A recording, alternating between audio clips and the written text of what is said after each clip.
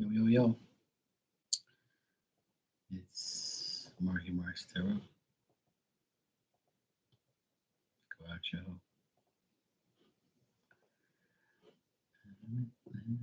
Hey, LZ, how you doing?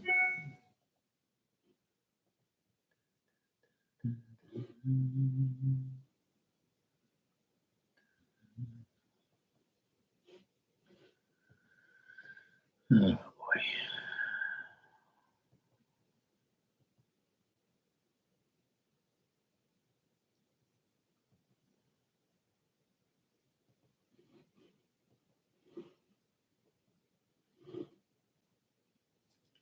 Hey, Paris, how you doing? I just took Diamond out for a walk. We just got back in. Little small little walk outside. Just being annoying as usual. Always being a pain in the ass.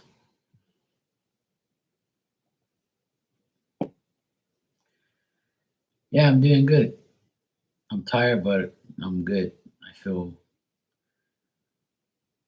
happy that I accomplished a lot this week. I accomplished what I wanted to accomplish pretty much. So I'm good. Now I can relax. And tomorrow I just gotta clean up a few things and then I'm good to go.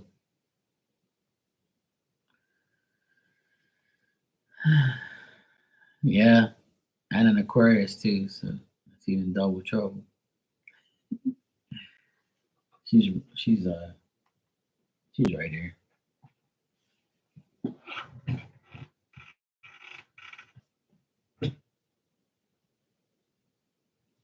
You're a good girl. You Marky's good girl. Yeah.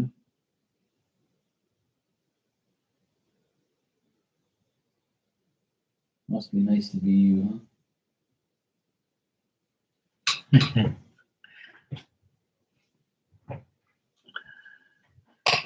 My pain in the ass. She's alright though.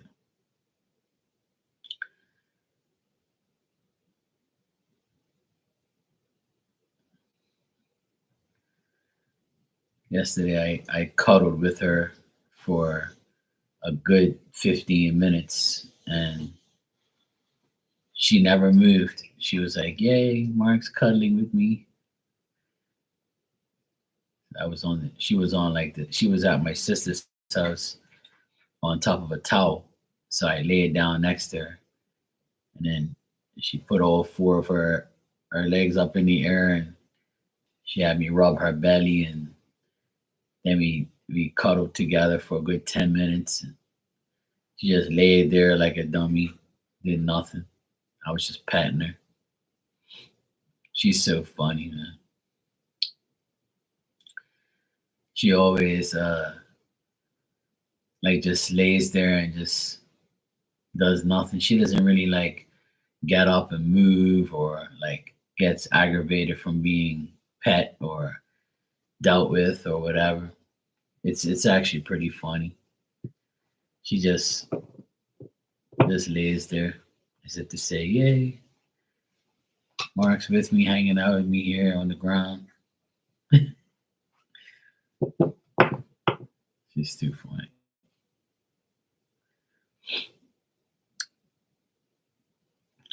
Thanks for the super chat, LZ.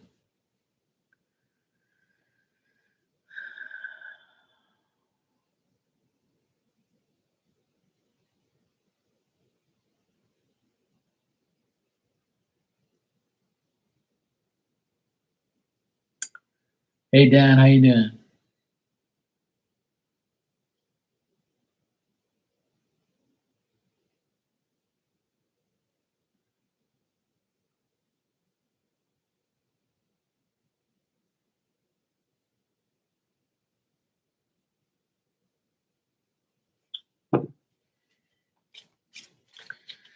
I'm blessed too, Dan. That makes two of us.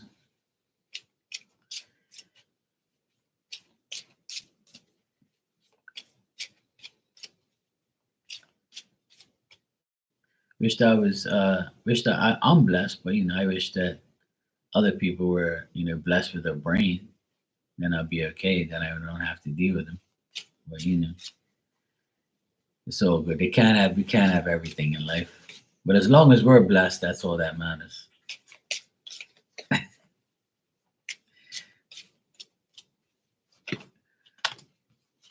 All right, let me see here.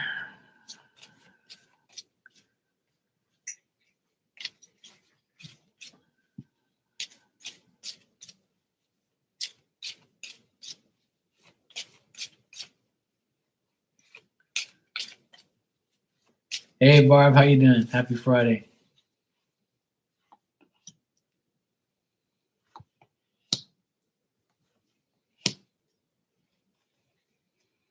Hmm. Hey Maria, how you doing, sweetheart? You good? So LZ, what I'm getting here is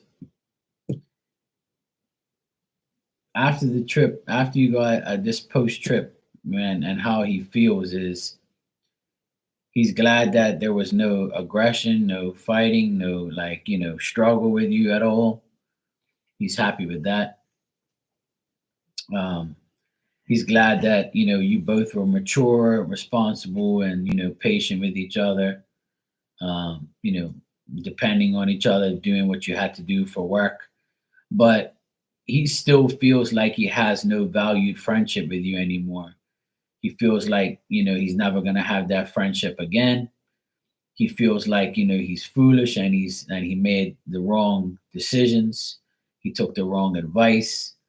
He feels like he failed you in some ways, and he also feels like because he wasn't active enough, you know, um, things end up being dull and end up going the wrong way. And now he kind of just feels like, that was my bad, but I know that LZ won't take me back as a friend. We more, have the friendship we used to have. So he still feels like things are not going to be the same between you and him. But he's glad that during the trip you guys were, on the same level, not arguing or not like going at each other about the situation, or because he thought that maybe because you were around him, you were gonna say something. So at the end of the day, he still feels like, things are not as good as it's supposed to be between you guys, and that working together is probably okay, obviously, but being more than work friends, he still doubts that you want that, or you would even give him the time of day about that because of what happened. But he is glad that you didn't, go off on him or switch up on him and like make off on him at some point in time, like.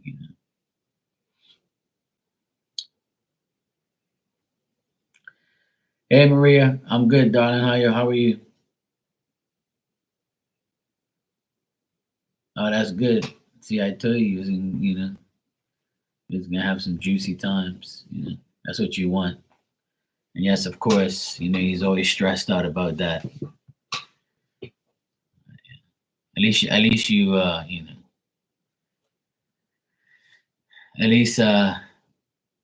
to see him.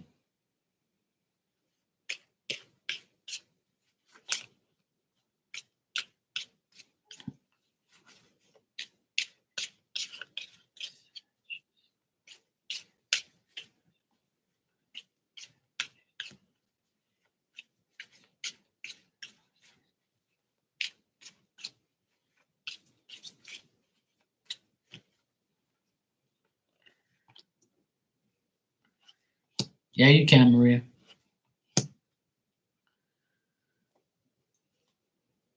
Things are not going too good between him and the Sag.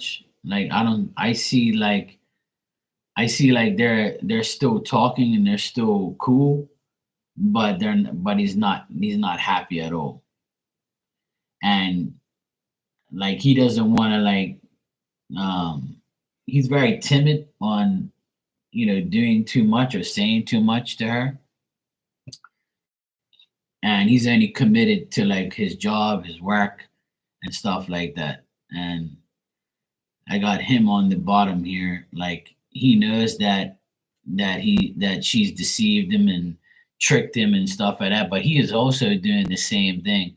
I think that he's lying to her as well about what he's doing and how he's doing it. I honestly I think that this Scorpio guy, he can be like a he can be a person that's capable of like, swindling his way out of bullshit if he has to, like. Scorpio guys are tricky. Yeah, no, that vibe is correct as far as I can see. Hey Tanya, how you doing, sweetie?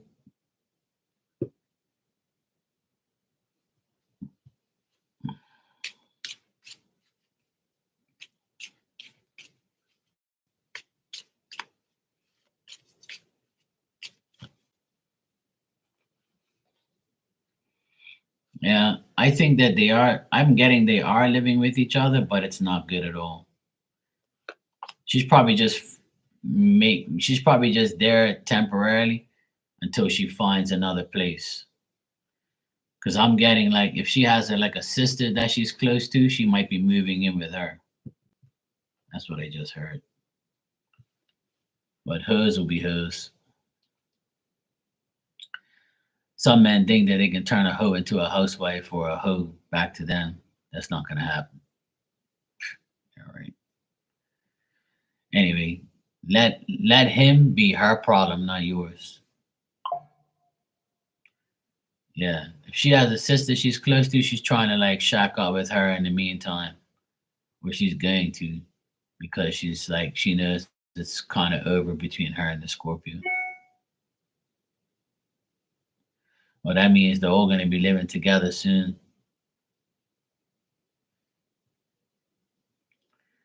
They're all gonna go back to mommy's house. Not your problem. That's how I would. If I were you, I would be like, yeah, fuck that. I wouldn't even entertain it. I don't even give it that long. I would say by the end of the month, that shit's done. But who knows? She might get on her knees and make him happy again. I don't know. Some people are that stupid and gullible. So that's his problem. Miss Bikini, you're welcome, sweetheart. I'm glad I attended. I was actually free at the moment, and I'm sure I was free for a reason. And when I got your like notification, I was like, oh, cool. I prayed during. I was praying and responding like I was there. Shed a few tears because I know how hard that must be. Burying your brother. I don't know what that's like, but I know people that have, and it's not good. My mom, you know, had to go to her brother's funeral last year. That's not hard, but I mean, it's not easy. I mean, and I know it's hard, but I'm glad I attended. And that priest is very true. What he said, he says exactly what I say every day on here. That even though that person's gone, you still have them in spirit. And if you don't believe that, then there's something wrong with you. And he even said that when he first started being a priest, he never really believed as much as he believed now, because he says that every death that goes by, he said something very interesting that I always tell people, like, because people think that people are delusional, like when they're about to die. And he said that he would go visit. Let me tell you what this priest said today. He said exactly what I know already, but I'm glad he said it out loud. And he said that he would go to the hospital to visit people who were like pretty much on their deathbed, and he would go there and see them and stuff, and those people would say to him and the doctors, oh yeah, I can see my mom and dad in spirit. I can see my husband's here, my late husband is here. Like they would say that these people are still alive and saying that they see dead people, and then the doctors would say, oh, they're just delusional, they're on medication, blah blah blah. No, they're not. They're actually seeing spirit because spirit calls them in. Spirit's coming up to them in the hospital bed all by themselves. When everything else lights go off, the spirit's right there saying, hey, look, you're on your way out. We're gonna transfer you to the spirit world. We're gonna like, bring you over. You wanna come or what? Like instead of being in this fucked up bed, suffering, you can be with us. No more suffering. And you heard what that priest said? Your brother no longer has to be hooked up to tubes or be in any pain or be in any fucking misery or being, mentally ill. That shit don't exist no more. See, this is what I try and tell people. People always ask me, oh, I want to know if they're still in pain. No, pain is when you're physically in the world. When you're a spirit, there is no more pain. There is no more bills. There is no more money. There is no more nothing. All there is bliss and perfect situation where you can do whatever you want. You know, you get to see and hear and do whatever you want in the spirit world in a good way. Like you no longer feel anything. You just see shit. That's it. So when he said that, I started to cry, and I cried for a good bit, and I started remembering all the people in my life that have passed away that's given me, the power to do what I do now. So what that priest said today really, really, touched me. And he's older than me, right? So he knows, and he's a priest. You think he's fucking dumb? He knows spirit life, and that's why when people come on say to me, oh, you know, in the Bible it says that people that do psychic shit, are evil. And no, that's bullshit. Because if a priest sees it, and he's a priest, and I already know what he knows, and what he sees and what he hears from people, right? Then how the fuck is it not real? Because God gives every certain people gifts to see things and hear things and read people and talk to people in the spirit world. The fuck you think? You think I'm here like in some circus or something? I don't do no fake shit. And I already, that's why when that priest said that, it made me so happy to listen to him, because I'm saying finally like another person that understands what life really is after death. So he pretty much said that when he goes to hospitals and people are on their deathbeds, that will never leave my mind, because I know that's true. I know that's true. And my auntie, before she died 2 years ago, my mom called her, and my mom said, oh, she told my mom, oh, my husband's here, and he wants me to come with him, but I don't know if this is true or not, or if I'm dreaming, or if it's the medication, or I'm got dementia or something like that. But the nurses told me that I'm dreaming. But I know it's him. I can see him. He's right here. And the day that she died on Mother's Day 2 years ago, right? And when she died, right? Hey Shania, how you doing? When she died, the first thing I saw was her and her husband together. My auntie and my uncle together hugging each other, and they waved to me and they said, we're okay, Mark, thank you. Boom, that's it. And then people think that that person's in the hospital and they're fucking delusional. No, they're not delusional. Spirit is powerful. They're gonna come to you and they're gonna be like, look, it's time for you to come. Like, you're getting how do they say it? I say transferred, but they have different words for it, but it's a transition that they go through. Yeah. Yeah, Barb, I know. Yeah, exactly. So, yeah, Father Daryl, bless his heart. He's a good man. And there's a lot of priests and bishops that I don't like because they talk to hear themselves. But that man is very well spoken, and He definitely knows the truth. He definitely knows what life is. If he wasn't so far away, I would go to his services every week because he talks real talk. He sounded like me today, and that's what I like. I like people who talk like him because he was pretty much like telling people like, don't think this shit's delusional. It ain't delusional. This shit is real shit. Like, when you die, your spirit is right there, and that's what he told you. He said, now that Sky's gone, he's gonna be right by your side in spirit. He's right here, right now. Like, you know, how much that means to him that you actually gave a fuck to deal with him, you know, and how much people cared about him in the long run. See, people don't understand that, like, but now I'm gonna tell you right now, Miss Bikini, you're gonna see yourself get more powerful and more powerful every day that goes by. Trust me when I tell you, because not only have you buried two of your husbands, now your brother, right? And those men have your back 100%. They're gonna make sure that you're gonna be protected at all costs. You know what I'm saying?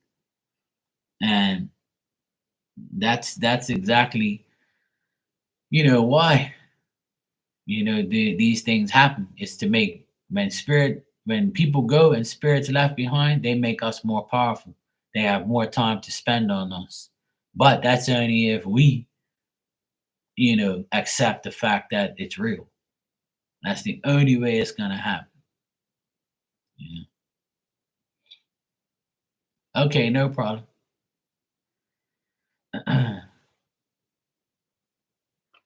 But yeah, I was crying for a good bit. I'm not the type of person to really cry too much, but that's that whole ceremony with and what that man was saying touched me a lot and made a lot of sense to me, and I got emotional today listening to him talk because I felt like I was listening to myself, and I can't like express how much that guy meant, how much listening to him meant, you know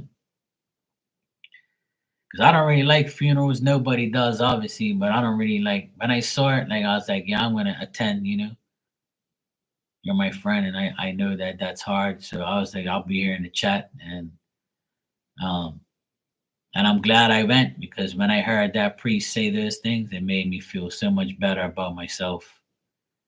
Because sometimes like people like don't understand like what it's like, so they just think, oh yeah, the body's in the fucking ground. That's it. I ain't gotta worry about the person no more. They don't give a shit about me.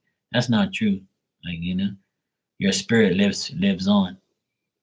And if that ever happens to anybody in here, where you go visit somebody in the hospital, or you see them and they say they saw somebody in spirit, believe it. Trust me, believe it, because it's true. They see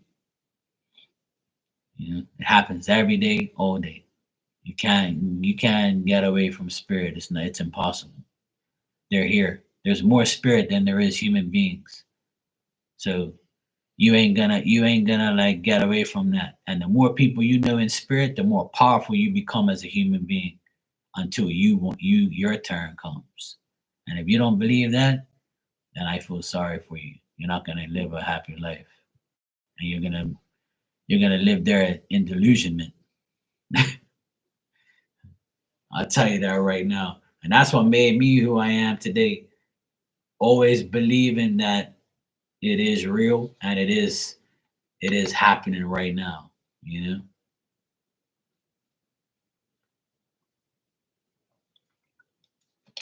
But everything happens for a reason though. Yeah, I agree, Barb. That's definitely what happened. That's definitely what happened. I was just about getting ready. I had a drill in my hand. I was just about ready to go work, and then I saw the notification. I said, "Oh shit, let me go. Let me go. Just hang in with Miss Bikini real quick and see the ceremony, and right off the bat, his first words were something, and I was like, okay, you got me. And then I was like, this isn't a regular priest. It's definitely not a regular priest. He definitely knows what he's talking about, because most priests talk to hear themselves.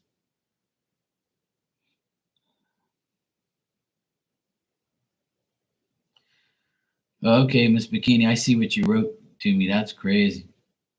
That's hopefully he's gonna be okay.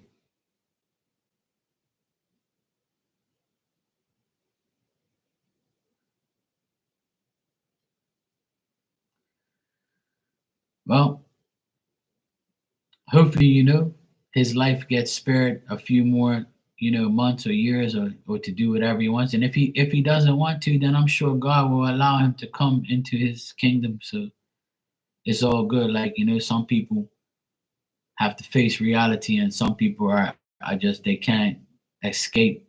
One thing is guaranteed in your life is when you're born, when you pop out of that coochie at the hospital, and that doctor hands over that baby and that baby's alive, the only guarantee that baby has is death. That's it. You're born, but you're gonna die one day. That's the only guarantee. That's your only guarantee in life, that you will die.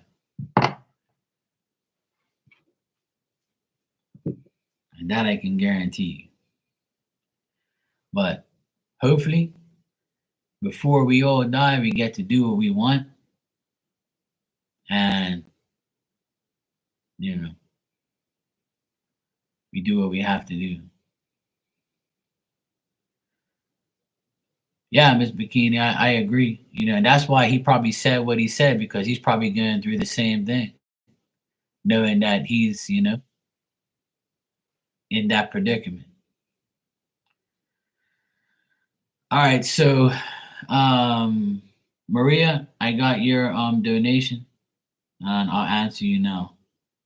All right. I would like to know his thought. All right. All right, Maria, I'm gonna answer you, and then after that, thanks, LZ. I appreciate that. That's nice of you.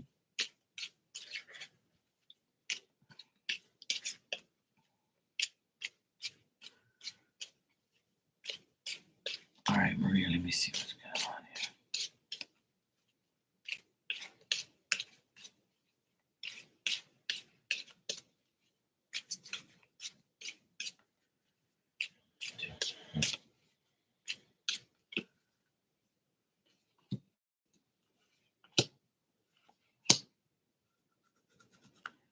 All right, Maria. What I got here is like how you told me.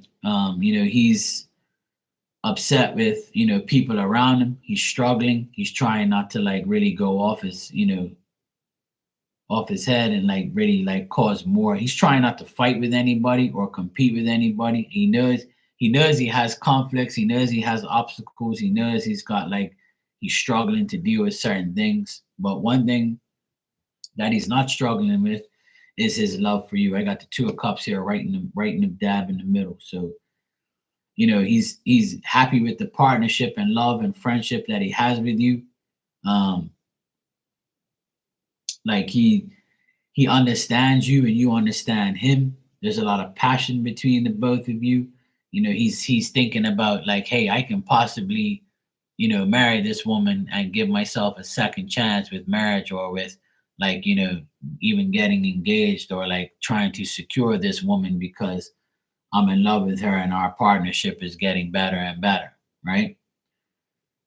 And the thing is he has everything he wants materialistic wise, but he's still not happy with his life. And he feels like he's wasted money, he's wasted time. He feels like he's wasted so much shit because he's with you. He says like, when you're with somebody and then you get a divorce and then you meet somebody else and they're like the best thing that happened to you. Like you say, fuck, why didn't this happen to me 10 years ago? Like, why couldn't I meet you 10 years ago? Like he's thinking about that. Like, you know what I mean? So and a lot of people think like that. There's a lot of people who get married 2 times or 3 times, or they have multiple relationships with somebody until they find the right person. So that's how he feels about you. Like, he thinks you're very smart. He thinks you're he thinks that you can be very intense when you want, and you perceive the things that you say you do and do what you say. So he likes that about you. Um, he thinks that you're very sharp, you look good, you're very smart, and he likes that about you. I ain't got nothing else, to say. Everything's good. It's just that, this just confirms what he's told you. So he's not lying, and everything seems like good. He's just upset that he's wasted a lot of money on things that, you know, he can't get back. You know what I mean? It's like, you can't get a refund. That's how he feels with his life. Like he can't get a refund, on the shit that he spent money on. I wish I could. If I got all the money back that I spent on bullshit, I'd have a mansion. But I don't even care anyway. I'm good. I'll be happy.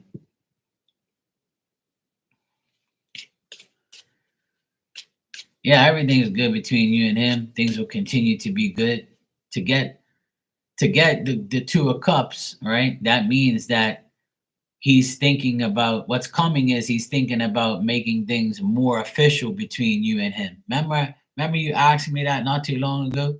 Like you want to know when he's gonna like, make things more official between you and him. So I would say like maybe at the end of the month, or like in the next coming weeks, maybe 2 more weeks, he'll probably like make things more official and be more happier. Yeah. So that's what that when I see the 2 of cups, that means like sealing the deal, like making the relationship worth what it is. Like an engagement ring, or like not even that, but like if he doesn't give you an engagement ring, like I don't want to get your hopes up too high, but he's thinking about like, possibly like making things more official between you guys. So I would say just give it the rest of this month, and things are gonna be more official.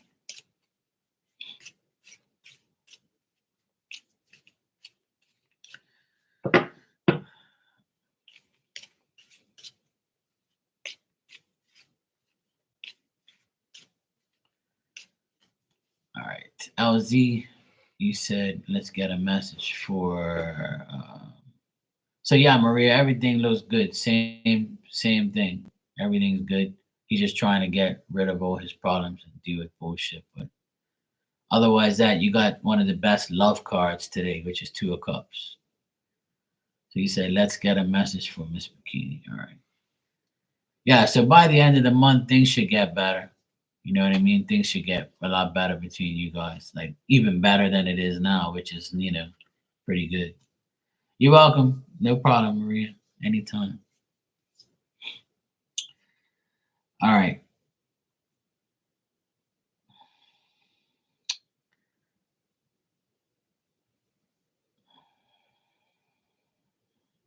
See, Barb said if he likes it, put a ring on it.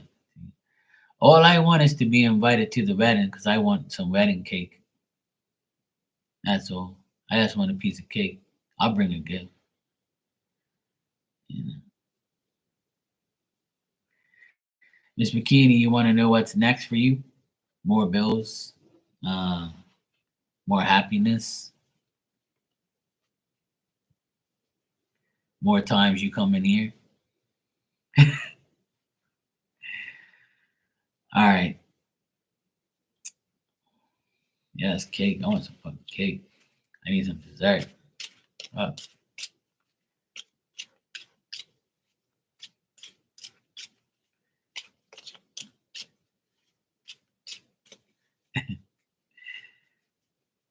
Yeah, we gotta keep things good in here, man. How you mean?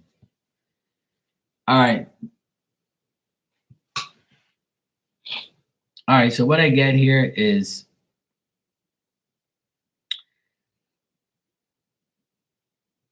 the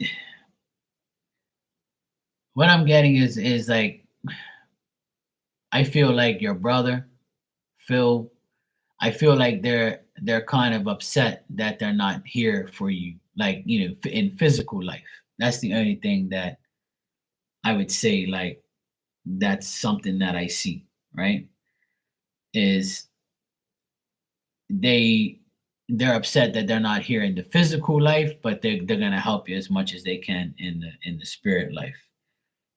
They're gonna try and, help you with, what you need to be helped with, and make sure people don't try to con you, to trick you, to make things bad for you. Um, they know that you're very, friendly, loving, and caring, and you're understanding, and you really have sincere, like, interest in helping others and helping, them when they were, in their time on earth. But at the end of the day, they still feel like they made you, hey, Anne, how you doing, sweetie? They still feel like they left you with their burdens a bit, and they kind of like take that, they don't take that lightly. Like how you say, like how when Phil's gone, you had all this shit to deal with, and then now Sky's gone, and now, you had to deal with his stuff. So they kind of feel like bad, deep down inside, because they can't be here in a physical way to help you, but they want to reassure you that in the spirit realm they will help you, and they're gonna make sure that no one deceives you and no one tricks you, and they're gonna make sure that if anybody tries to do anything to you, that they will alert you or give you like a nudge and say, hey, this person ain't gonna, like, this person ain't gonna, like, ain't, it's not good for you, or this person's not doing the right thing. You're gonna get that feeling, that signal that, hey, this is not right. And if you're already getting things like that, then keep accepting that nudge from them. That's what they want you to know. you know and just remember, like, when you sometimes you say it to me in here, or you say it that you feel like you don't have any solutions to some of the issues, or you're like very cautious about solving some things because you're not sure, or you're worried that it's not right, or this person's going to try and deceive you or lie to you, or you got to check, to see. But they're going to guard you. They're guarding your advancements and what's happening in the future, and their desire is to make sure you recover everything that you've lost, or everything that they've like that you've put towards them. You know what I mean? If that makes sense. But they want you to continue to be active, and they want you to continue to, like, have desires to do whatever you want. They're going to be next to you. They're going to help you in any way. So just remember, like, they feel bad for like leaving you behind, and like and leaving you with bullshit and some other stuff to deal with. But they want you to know that they're not going to let anyone take advantage of you. So when you have that notion or that feeling that someone's about to take advantage of you, just remember that it isn't going to happen. You're going to be fine. And remember, not too long ago, I said on here, probably last week, I said it. I don't know if you were in the room, but you have to understand that when you have spirit power behind you and with you, you can almost feel like nothing's ever bad's gonna happen. And if it does, it's because you didn't pay attention. You see what I mean? So if you pay attention and you allow them to work on you and to make your life better, then that's what they'll do. Like,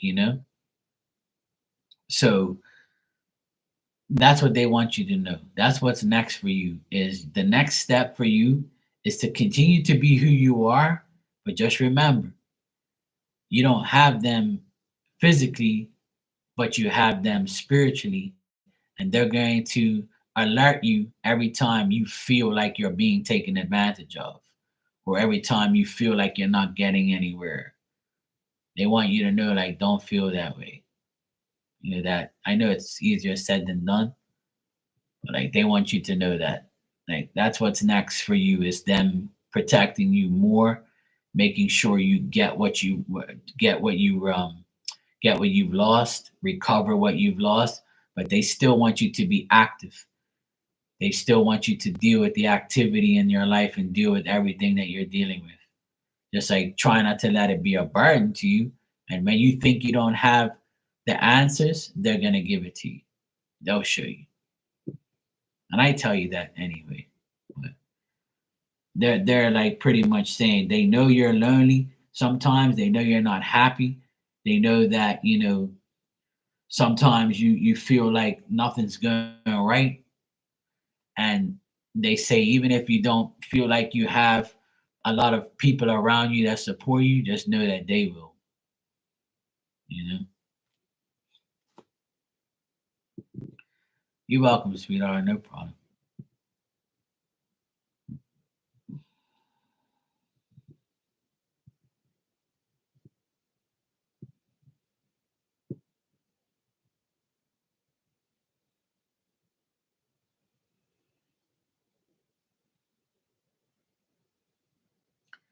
And just to be like, just to top it off, like they're Phil and Sky are together. Like he just like waved to me and said, "Hey, look, we're together." They're both together, and I'm not sure if they knew each other, but they do now. Like I can see both of them together, and they're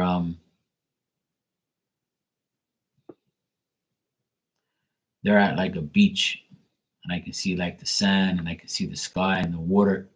They're next to a beach, and they're like at a beach setting. I can see like the water in the background. So like they're both together right now.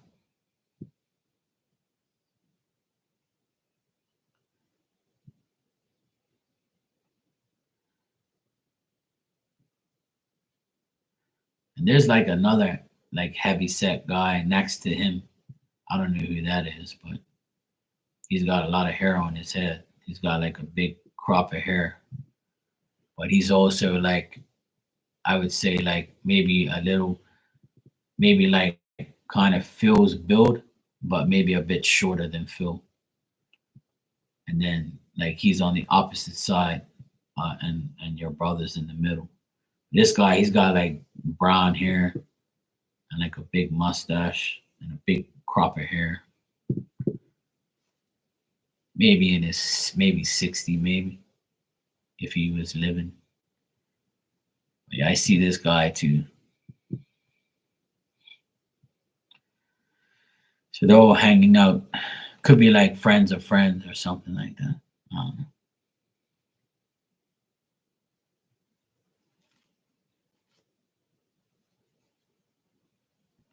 yeah, they do now for sure.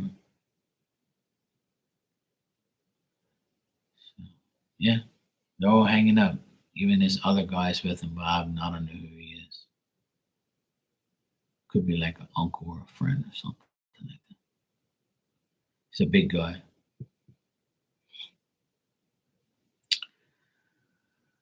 All right. Shania, you can ask your questions. You're next. And then after Shania, I have Anne.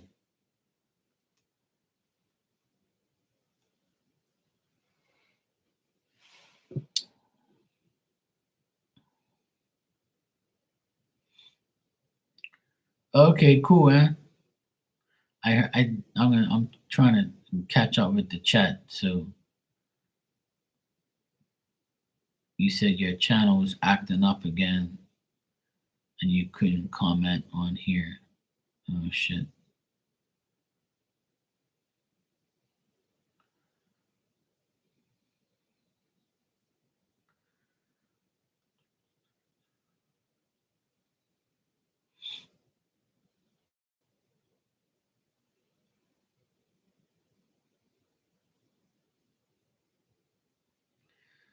Well, it's been acting up on here a lot.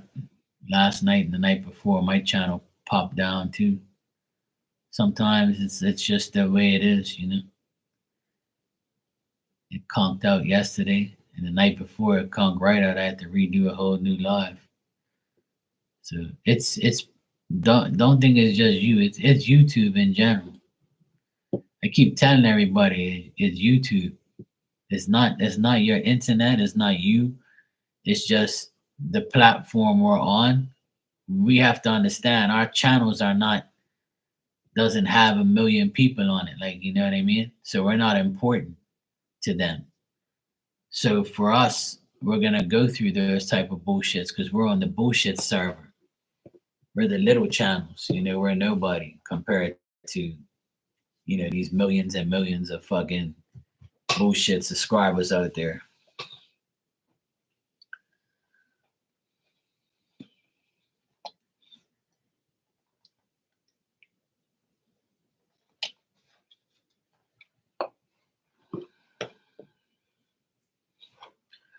I don't see Shania on here, so um and you said you want an energy check. All right, cool. Let's check.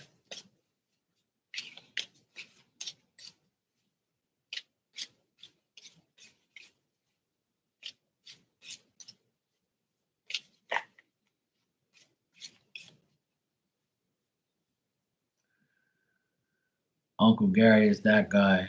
My father, Frank.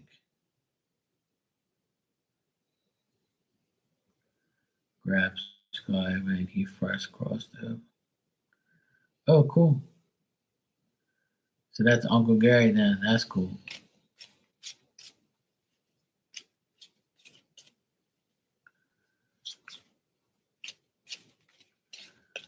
Yeah, you can't go live until you have like a certain amount of subscribers or something like that. I don't think you can. I don't know. I can't remember. Yeah, she's on there. Just click on like her channel, or maybe it's probably acting up. I don't know. Oh, shit. Let me see.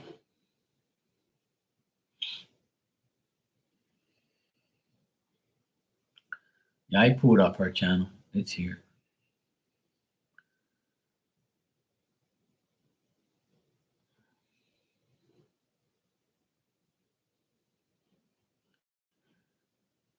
Yeah, it's here.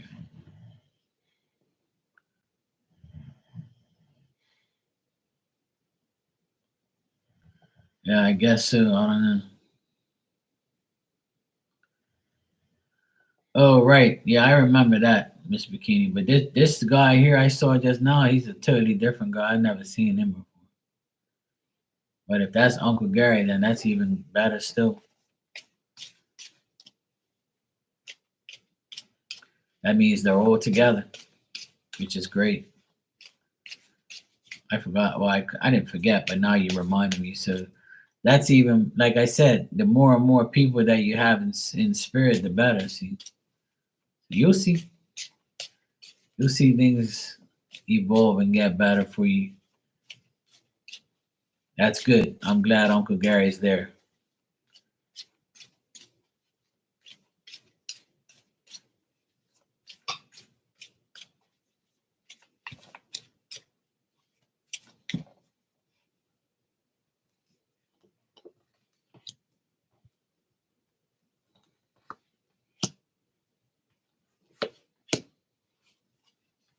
Okay. All right, Ann. I don't get nothing bad here, which is good. What I'm getting here is you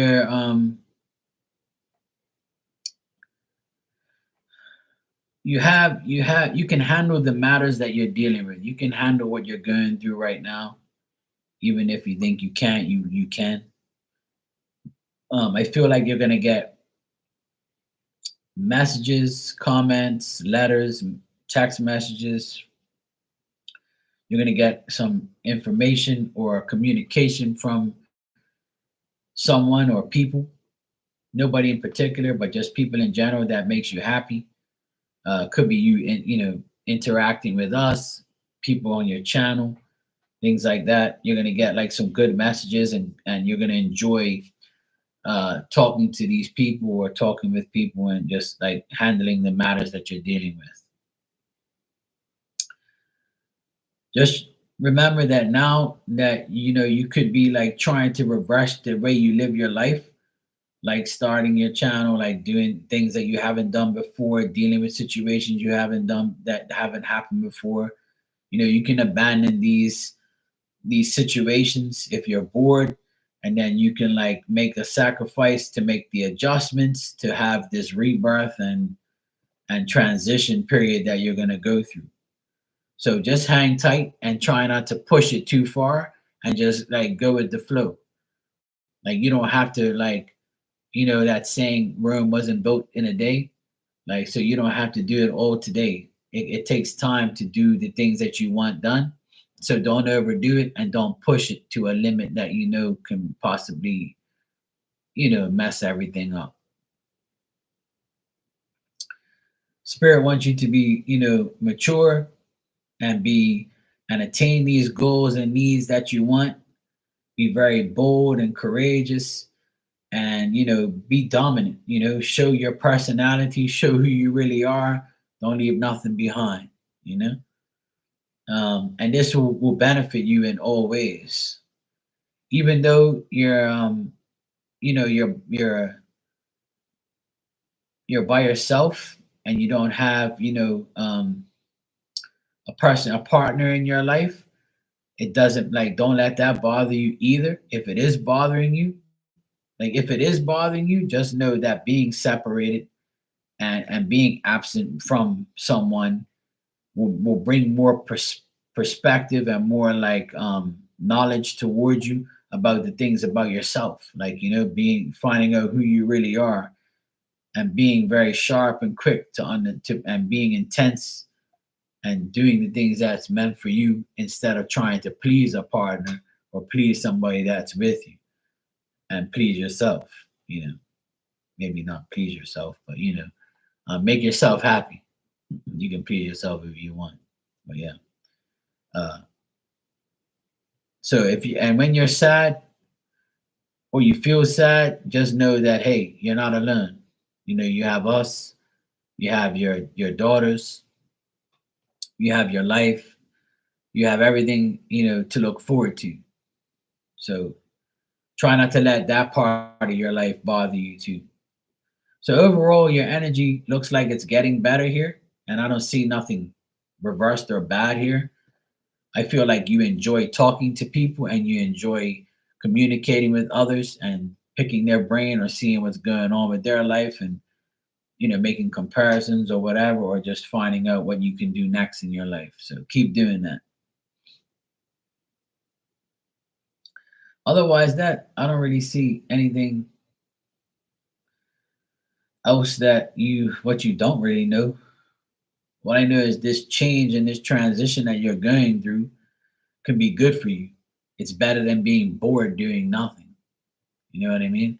So when you do feel bored, if you feel bored, just know that, hey, I need to do something. Let me communicate, or let me go, you know, let me call someone, or let me, talk to people and stuff like that, and make myself feel better. Or let me see what my mom's up to, or let me see what my auntie's up to, or let me go see what this person's up to. Like, keep yourself occupied and talking, and try not to feel bored or alone. You're mature enough to know that. I already cried today, so I'm good. But I cried for a good reason. I cried knowing that another spirit is in the world doing good things. Well, the thing is people can only heal if they want to. And healing is a process that a person has to take on.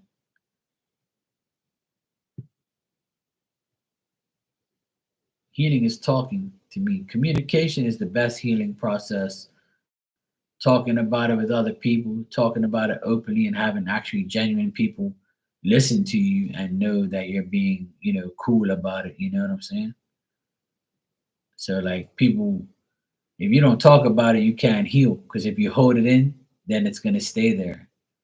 So if you pour your heart out to certain people or to someone, you'll heal more if you talk about things. Keeping it in is not good.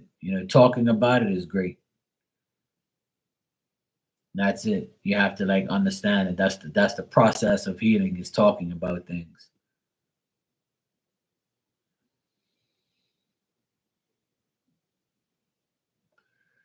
Oh, that's up to you.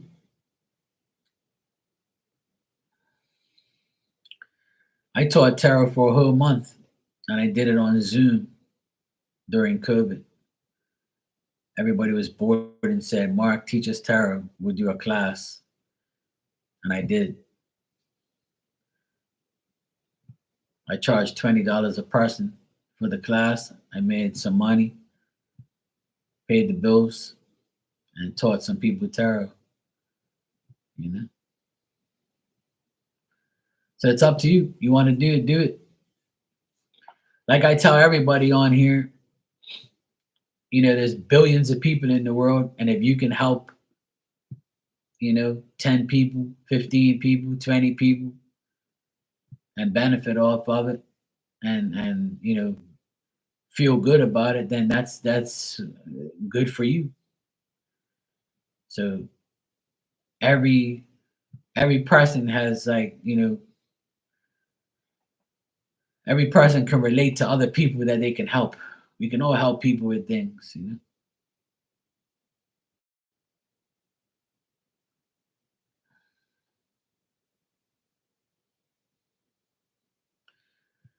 Well, that's up to you. You know, it's totally up to you. If you feel like you don't want to, then don't. It's really up to you. You control your own life. Don't do something because somebody wants you to. You want to do something because you really want to. But if people need your help, then maybe that's your sign. So it really depends on you and what you want to do. When everybody told me to teach them tarot, I thought they were crazy. But then I said, all right, I'll do it for you guys. Why not? Fuck it. And I actually enjoyed it. It was fun.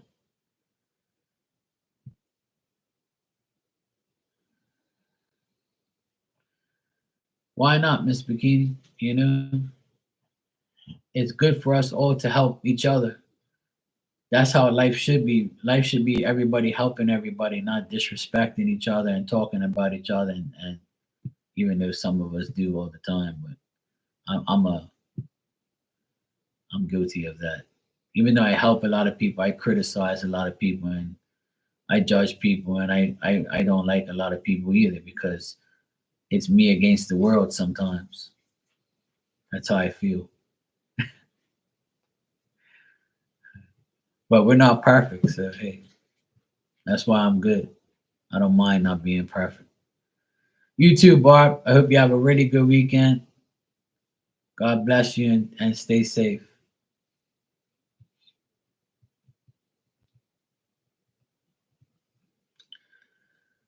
Well, that's up to you. You know? If you feel confident, if you feel confident in what you do it. I taught that tarot class because I've been doing it forever. So I don't mind teaching people things because I got taught. If I didn't get taught, I wouldn't know what I know now.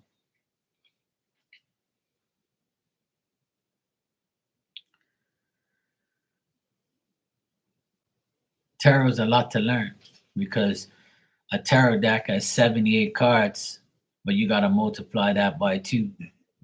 So really, there's 156 meanings because the reverse meaning should be dealt with as well. And a lot of people don't deal with the reverse meaning. And if they do use the reverse meaning, they use it in just an opposite way.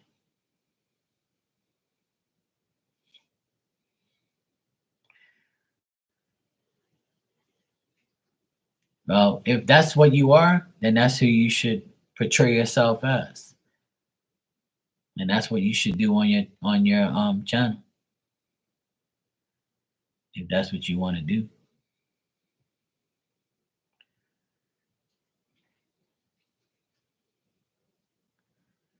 I'm just Mark Thorough. Yo, yo, yo. I said I don't claim to be anything. There's so many names that people portray they are, and if that's what you want, then hey, go for it.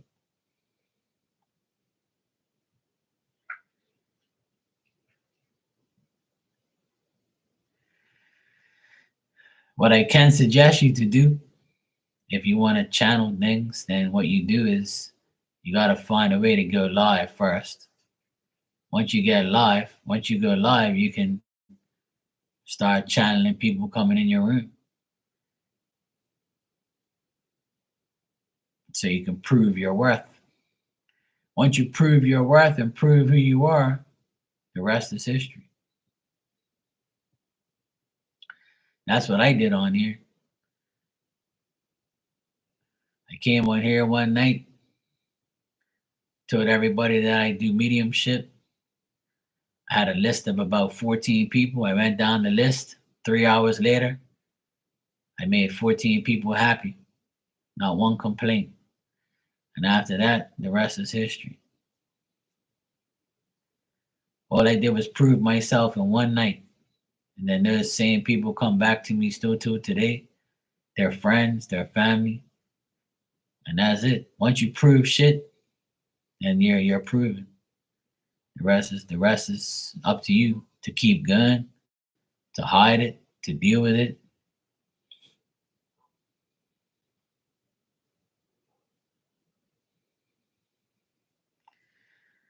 I don't know what it is now, but I can't remember. But I know it's not much. You don't need much subscribers to go live.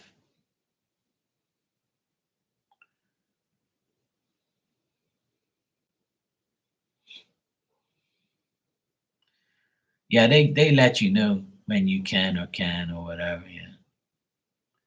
But you can still upload videos and stuff. You can still upload a video saying that you are a channeler and the message today that I got is this, this, and this.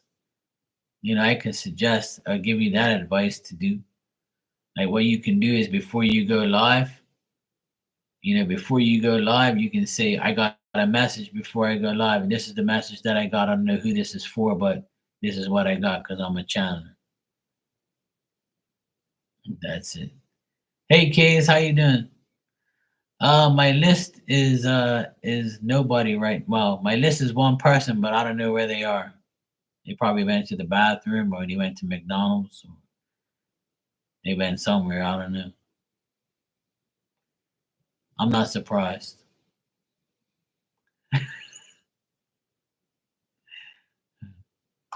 Shania, if you're here, which I doubt. Oh, here she is. Look, she went out for burritos. She must have heard me. I'm waiting for her ass to ask her questions. It's been like about fucking half an hour. Yeah, I'm chill. I got chill ass vibes. Yes, I'm always chill on here. I'm cool. This is an everyday thing, you know.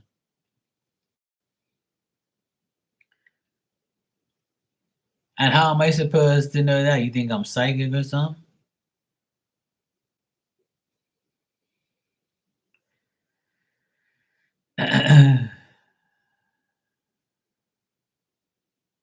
Actually, I am. Yeah. On Fridays, I am. Yeah. Sometimes Saturdays, sometimes Sundays. Depends.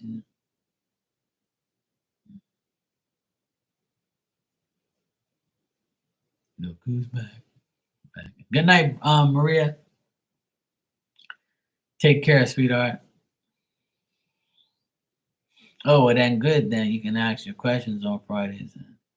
Yeah, I'm an Aquarius, February 6th. I'm actually a double Aquarius. So that means I'm a double pain in the ass. I'm Aquarius, Sun and rising. Not that anybody cares, but yeah. Yeah, I'm in Aquarius. February 6th.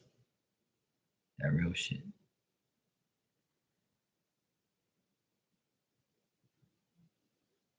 I've been a pain in the ass since I was born. It's all good. Thank God you only know me for a month, if that. Well, you don't really know me, but you can claim you know me, or you met me.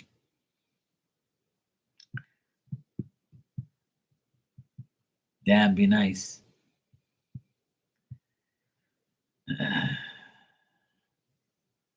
Okay, kids. What's the good news? Good news? Bad news?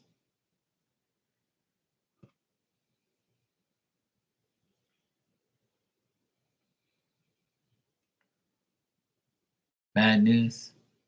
That sucks.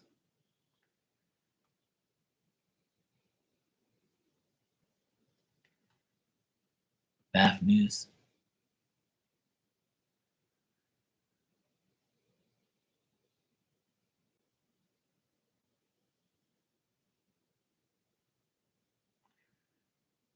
You better not tell your wife that, Dan.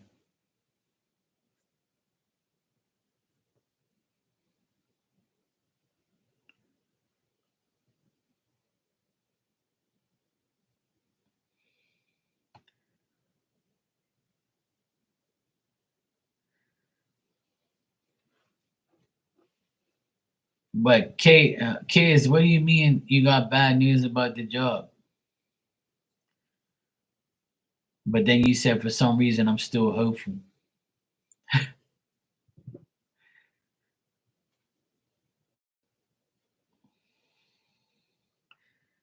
I think I told you last night that you have to wait a couple days before they get back to you and tell you something. They have to figure shit out.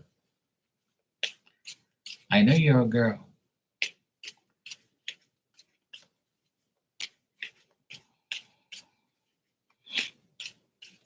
It's good to be hopeful. You're not delusional. I know some delusional people. Just don't be one.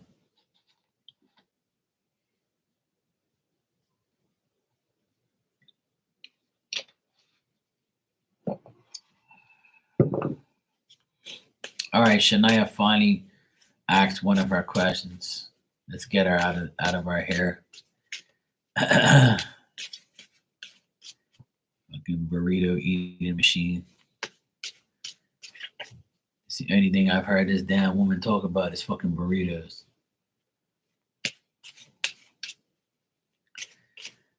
What is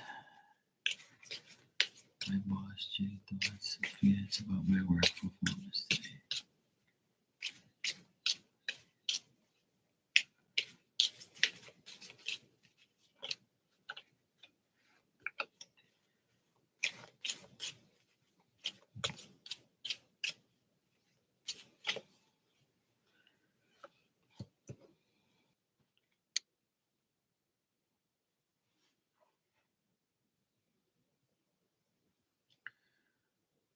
I don't know what happened there, but it like clipped out and came back.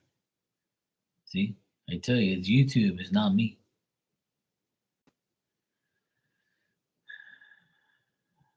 Oh, I know. Staffing agency to get on with TSS. So the staffing agent contact me saying that I'm terminated.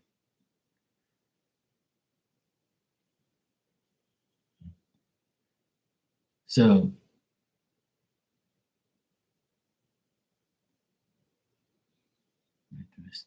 so I went through a staffing agency on this on so the staffing agency contacted me saying I still gave hmm. That's crazy.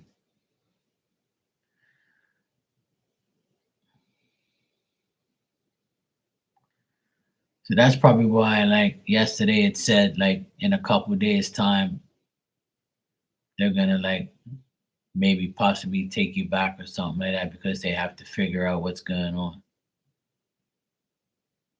So right now you're terminated, but I feel like by next week something's gonna happen. Yeah, that's probably why I saw what I saw because I told you like maybe next week that it's gonna be solved. But for right now, you're terminated. Yeah. So hopefully, next week they say, hey, look, we checked this situation out, blah, blah, blah. Maybe that's the policy of the job.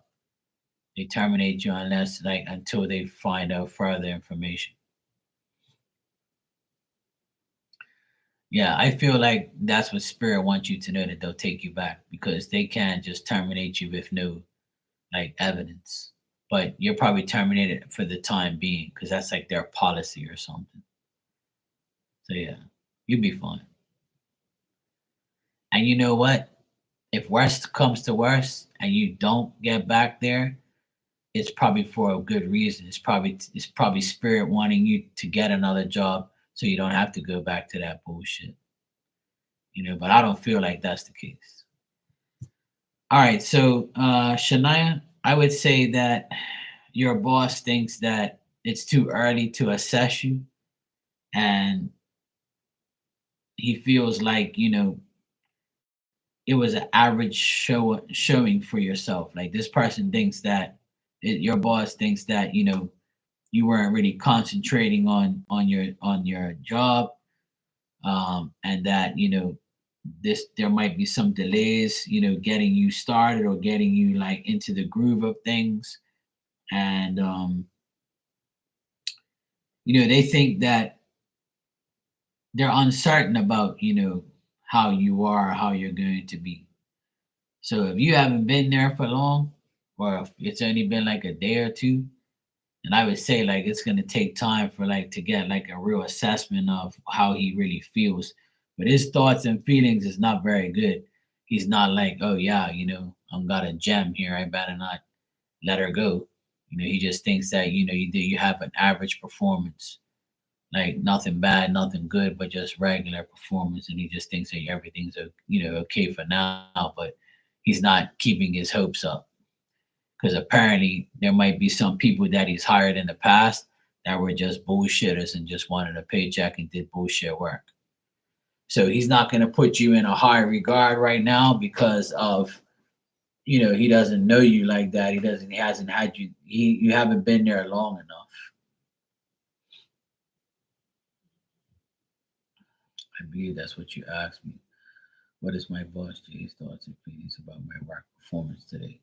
So yeah, he feels like it was average and nothing great, and he feels like he won't be able to really assess you 100% because you haven't been there long enough, or it's because he's been through so much bullshit with everybody else. He's not really like putting that into consideration this early.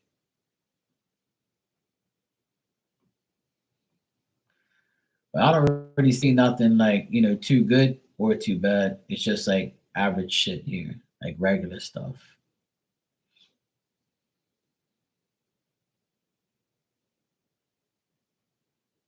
I don't know if that makes sense to you, Shania, but that's what I got. They feel like you're uncertain about what you're doing at work.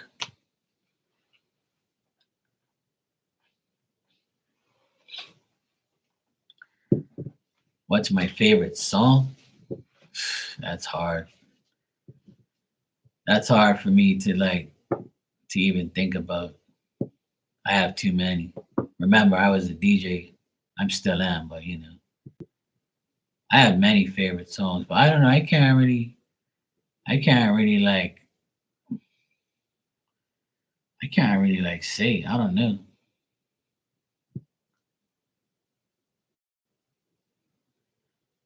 I don't know. That's hard. That's hard to determine. But it's definitely a reggae song. That's for sure.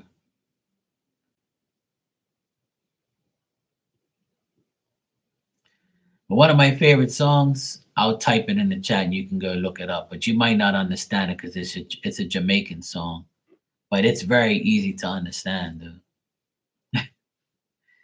This is the person that sings it. Hold on, let me write it in the chat.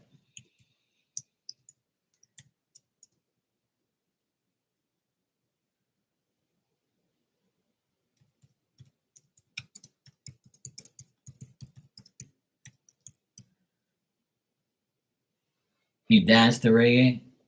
I make people dance to reggae at one point. Yeah, that's what I'm saying. It's your first day, so you can't really expect too much analyzation, like, from like that. The guy who sings the song is Capleton, and it's called Living in a Small World. Who do you think you are? You're living in a small world.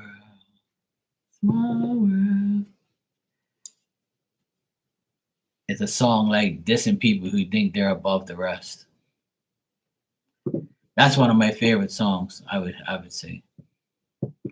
Even though he's not even my favorite artist, but that's probably one of my favorite songs. That every time I hear it, I sing it word for word. And it's a song that I will always like relate to.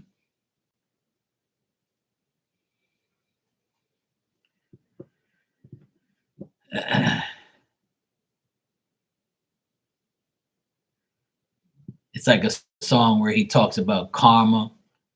He talks about like, how people think that they're better than someone else, but they're living in their own small little world. And as wicked as they think they are, they're still living in a small world. As big as they think they are, they're still living in a small world.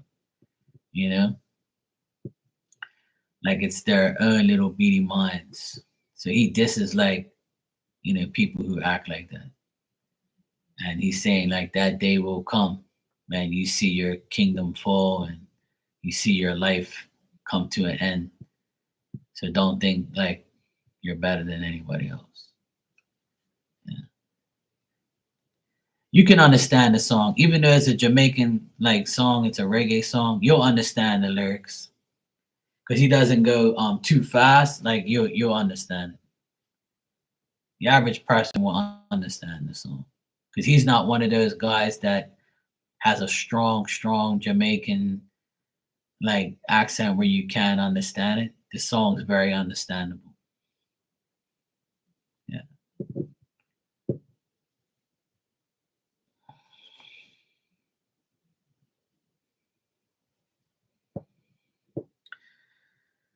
All right.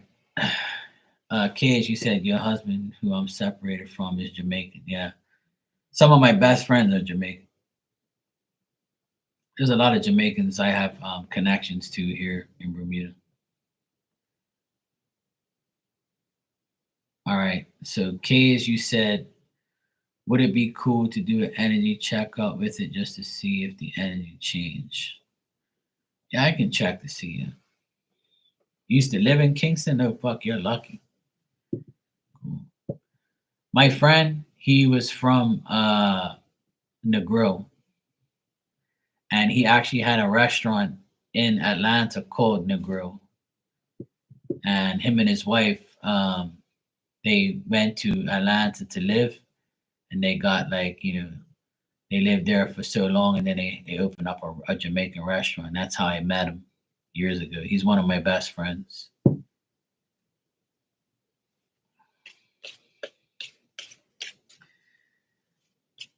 He was the first guy that got me a DJ gig in a club in Atlanta, and because of him, I can actually call myself an international DJ because he got me my first international DJ gig. Because his restaurant was on the bottom floor, and on the top floor was like a lounge called Peacock Lounge, and it was a famous club where a lot of jazz artists went to in Atlanta back in the day before my time, like maybe 60, 70 years ago. They used to like do jazz and they get together like big name jazz artists. And then they turned it into a reggae club. And then he spoke to the Rastafarian guy there that owned it, and then he introduced me, and he looked at me like, okay, I'll give this guy a chance, whatever. I'll put him in the warm up stages. And him and his, like, it was like maybe 10 people in the beginning when I first started. And when I started playing music, they all started dancing. They were like, fuck, I feel like closing the doors and having my own personal party. I haven't heard like this music forever. I kind of judged you. Like he was honest with me, like the promoter. He was like, you can come here anytime you want. And he goes, I'm even gonna pay you. And I'm like, okay, yeah, cool, whatever. Like, you don't know me, but I'm him. But anyway, yeah. That was back in fuck, I can't even remember. I think it was back in 2004 or something like that when I went there.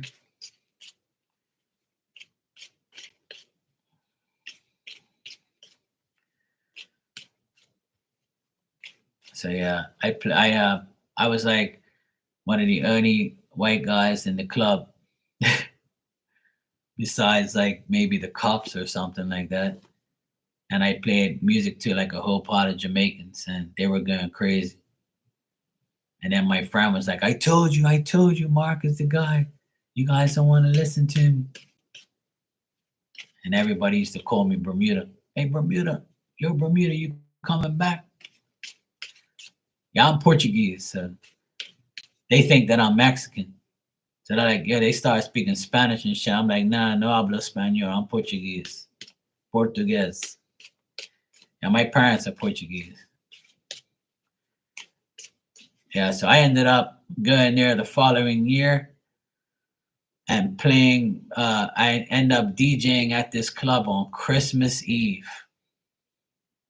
It was the first Christmas I ever was without without my family. Me and my best friend went out there at the time. He accompanied me, and he's like a big black dude, right? So, and then him and my best friend were like, look, nobody's gonna do anything to you. We won't let that happen. I said, I ain't worried. I'm good. Like, ain't nobody gonna trouble me if I'm playing good music. If I play shit, then they're probably gonna come up there and tell me, fuck off and go back to Bermuda. So it was actually videotaped and everything. And the guy who videotaped it he had roots from Bermuda. But he said that the videotape got messed up and that, he didn't have it. And I'm like, yeah, you're a fucking hater. You don't want me to like go viral at that time, and you don't want people to see that I I played really good and I represented Bermuda. You don't want me to do it. See, a lot of people hated on me because like I was really good at what I did. And I was like pretty much one of the best DJs in Bermuda for 20 years. And then I got out of it. But I'm starting to get back into it, and I'm gonna do like some TikTok shit and stuff like that. So I actually saw one of my friends DJing today on TikTok from Bermuda, and he was like, when you coming, man? I was like, look, I'll get there. Just give me some time. Oh, hell no, yeah. So yeah, that was probably the highlight of my whole DJ career, was being in Atlanta on Christmas Eve, playing music to like maybe 1,000 Jamaicans. There was at least 1,000 people there in this club. That's how big it is. It was like jam packed. I have pictures, I have evidence, I have everything. My friend took one of those disposable cameras. I don't even know if they have them anymore, right? But he took pictures of it. I have all the proof and everything. I even have the CD. I recorded the CD. I bring my CD player with me and I recorded it, and I have it. Christmas in Atlanta. So it was a big thing for me at the time, and it was big for like Bermuda to get out there. Like a DJ from here going out there and playing in a club with all those people. So when the guy recorded it, he was like, fuck, this bastard's out here doing things. So he was hating on me. So he didn't release the video. He didn't want to release it to me. or release it to anybody. I've never heard anybody say that they saw the video or like the guy has it or anything. So I was like, it's all good. Hopefully he rots in hell. So, but it's all good. It's life, you know. But yeah, I had good times. All right, Kay, I'm gonna answer your question now, and Shania, you can ask your other question when you're ready. Yeah, I've got many DJ stories. I can be here all night talking about that. I can write a book. Somebody told me to write a book about it, and I was like, maybe one day.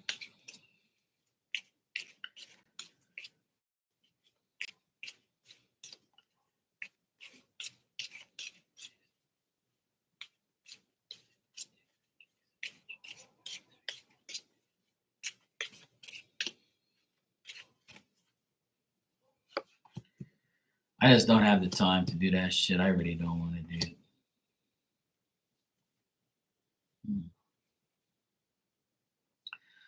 Well, kids, I still see that this man, like a boss or something, he still shows up in the reading here. Like he's actually disappointed that you're not there, and he's gonna try to get you back into your job.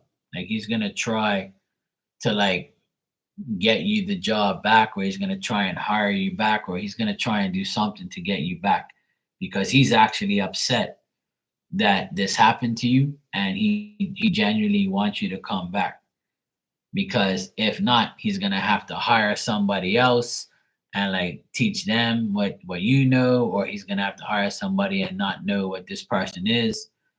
So like this is gonna cause some setbacks and some like, you know, bullshit to happen. So I still feel like this guy, because I got the King of Swords here, I still feel like this guy, this boss, is trying to get you your job back. All right, and good night, sweetheart. Take care.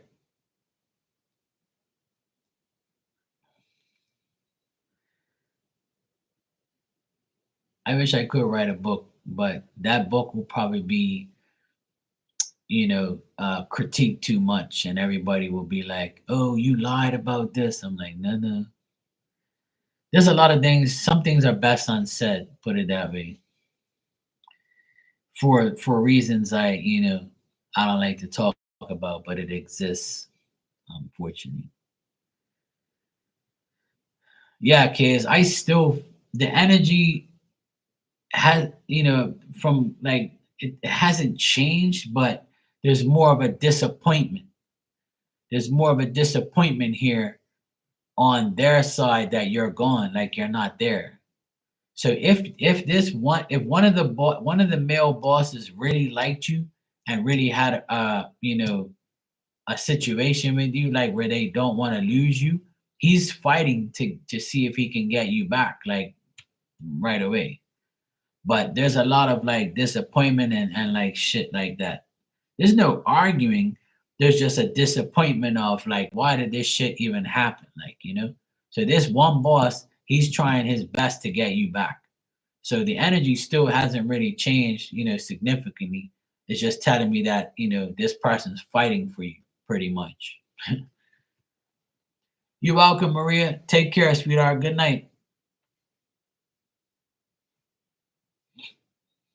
Well, if every reader tells you the same, then that's spirit telling you that there's no need to worry. Because in my experience, when you ask multiple readers and they give you the same answer, then that is the answer.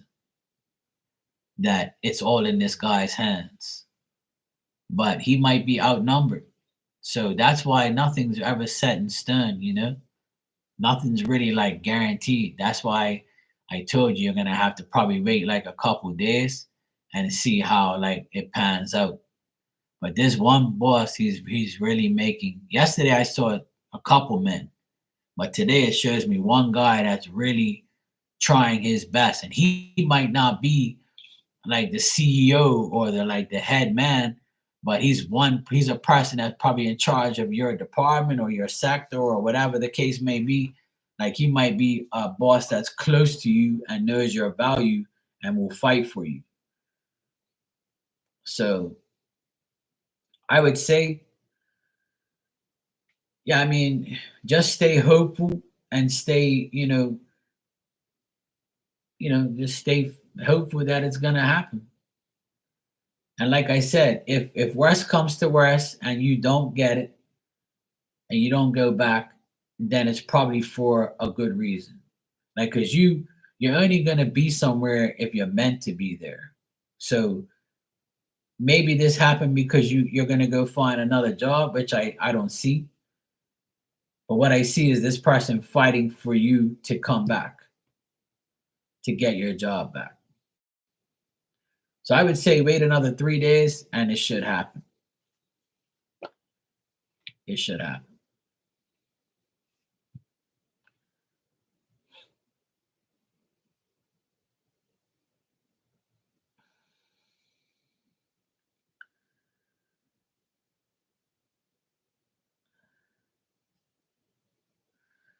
You're welcome, Tanya, anytime. You know that. You're welcome, Case. No problem. I wish you the best. I hope everybody has a good, you know, couple months to come and everything goes the way we want to. I know it doesn't always, and the retrograde's coming up next month. I mean, next week, next month. Next week's the retrograde and the eclipse. So the energy is gonna bring out the crazies. So we're all gonna get tested. And I feel like I'm tested every day, but it doesn't have to be a retrograde to be tested. But just know that the energy will get kind of wonky and crazy, and people are gonna act fucking dumb. So it's just the way it's gonna be.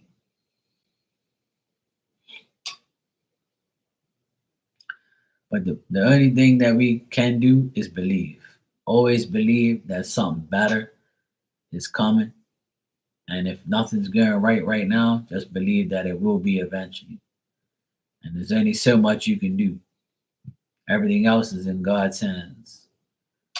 And that's what spirit's for. They're going to put you in the right place.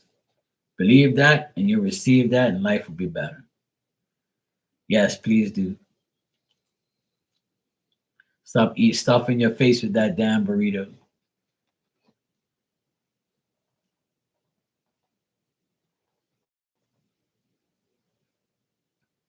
For dinner tonight, I had a steakum sandwich. You know what steakums are? I haven't had a steakum in a long time. And I said, you know what? I'm gonna make a steakum and put it in like a hot dog roll. There's some onions and some cheese and some mayonnaise. And that's gonna be my dinner for tonight. Something simple. No side, no nothing. That's all I had. And I was like, that's what's up. Something different. I used to eat steakums all the time when I was younger. And I saw it at the store and I'm like, you know what? I'm gonna have a fucking steakum. I ain't had one of those forever. I was like the poor man's sandwich back in the day. So I wanted to be poor again.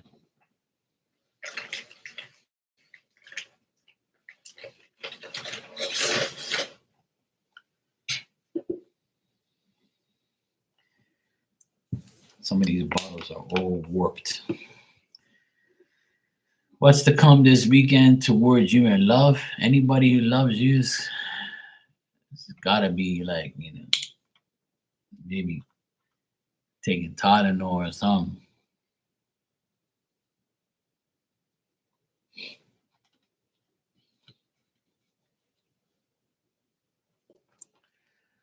Make my inner self laugh. All right, Miss Bikini. Good night, sweetheart. Take care.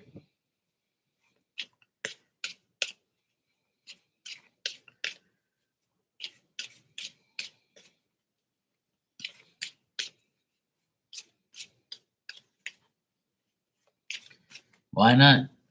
It's better than drama. It's better than bullshit. I've been single for years now. Shit. for years, not months, years. And it's the best thing I ever did. And every time I get remotely close to dating somebody, it gets shut down some way, somehow. And it's like, yep, see that? I'm meant to be single for a little longer. I'm open to a relationship, no problem. But I would love to be in one, but with the right person, obviously. I'm not just gonna like screw every woman that comes my way. I mean, I can, but I choose not to because I don't want that drama. I want to screw somebody I'm in love with. But it's hard to be in love with a bunch of brain dead people. I don't want no chicken head.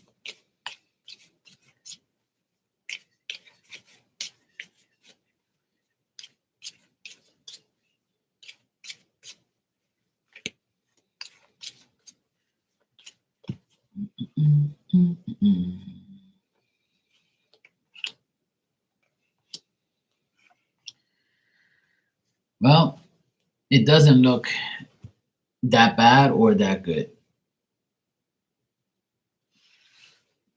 What I'm getting here is there might be some like, as far as love, there's love feelings there. There's love feelings there, like somebody that I don't even see anybody here, but there's someone who has like emotional feelings for you, and they want to like conquer those feelings and tell you about it. They think that you're a good looking woman. They think that you're, a person that they are compatible with. They think that, with you they can work hard and have success with, but they also think that you might look, you know, too good, and there might be like other men who like try to holler at you and that might bother them a bit. And they also like know that they need to like support you in every way, and they probably can't, or maybe they just don't see themselves long term with you right now, but the feelings are there, but they just don't have a long term plan. So whoever this person is, or whoever you're dealing with this weekend, they feel some type of way with you and for you, but they don't know the long term and future progress and process with you. It bothers them. Like they don't know what they're gonna do. And if you, I always tell women, if you're sexy and you like, you know, you look good, men are always hungry. So men are always gonna be looking at sexy bitches and they're gonna be hollering at you. So that's a problem for some men because they're too insecure and they think that that fine ass woman is with them just because of their money or their car, or like they can just like leave them and go to somebody else because they're admired by other men, So if that's the case, this could be bothering this individual. Because when I get the world card, it's a woman who's the center of attraction. She either wants a lot of attention or she gets a lot of attention. And if she gets too much attention from other people besides the person that is interested in her, then that person feels some type of way. I'm not even getting a jealous thing. I'm just getting like they know that it will be, you know, a short term thing with you if they saw otherwise. But they do feel for you. They do like you. They do want you. And they want, to be long term, but they're not sure. So this person I would say is very insecure. And they're like worried if, because some women have the tendency to say, well, I can get any man I want because I'm beautiful. I can get any man I want because I got this. I can get any man I want because I got that. So if you say that or if you act like that, which I don't know, but I'm just giving you examples of how this person might portray you.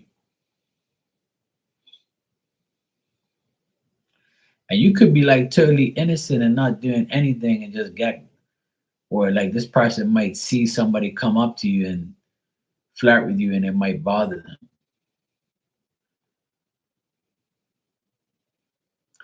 That's why a lot of guys can't handle like a woman of success or beauty lost in the matrix. They can't handle other men talking to them. And sometimes you could be a butt ugly hoe and you'll still get attention because they know you're a hoe. So they're gonna give hers attention anyway, don't matter what you look like. Because sometimes beauty is a light switch away.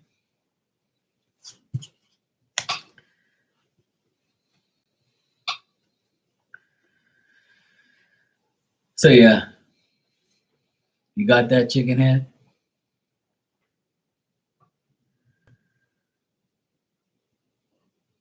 So whatever happens this weekend, this person might express that to you.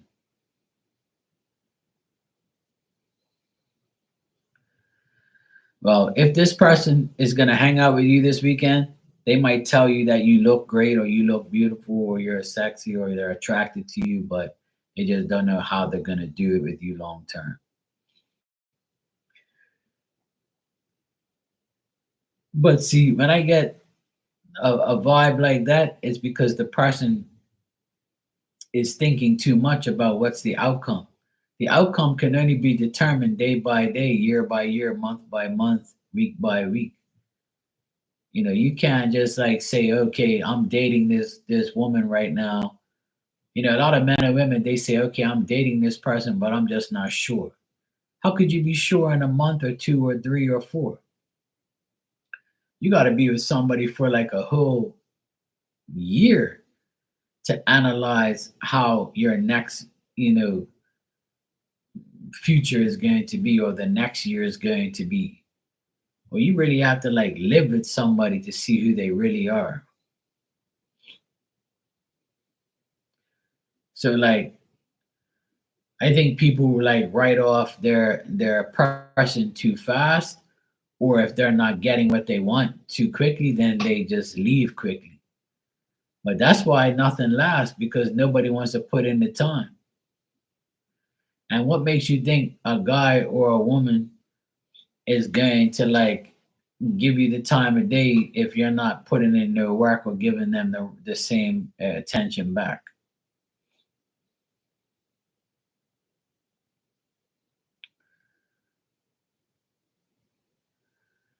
Yeah, nothing wrong with that.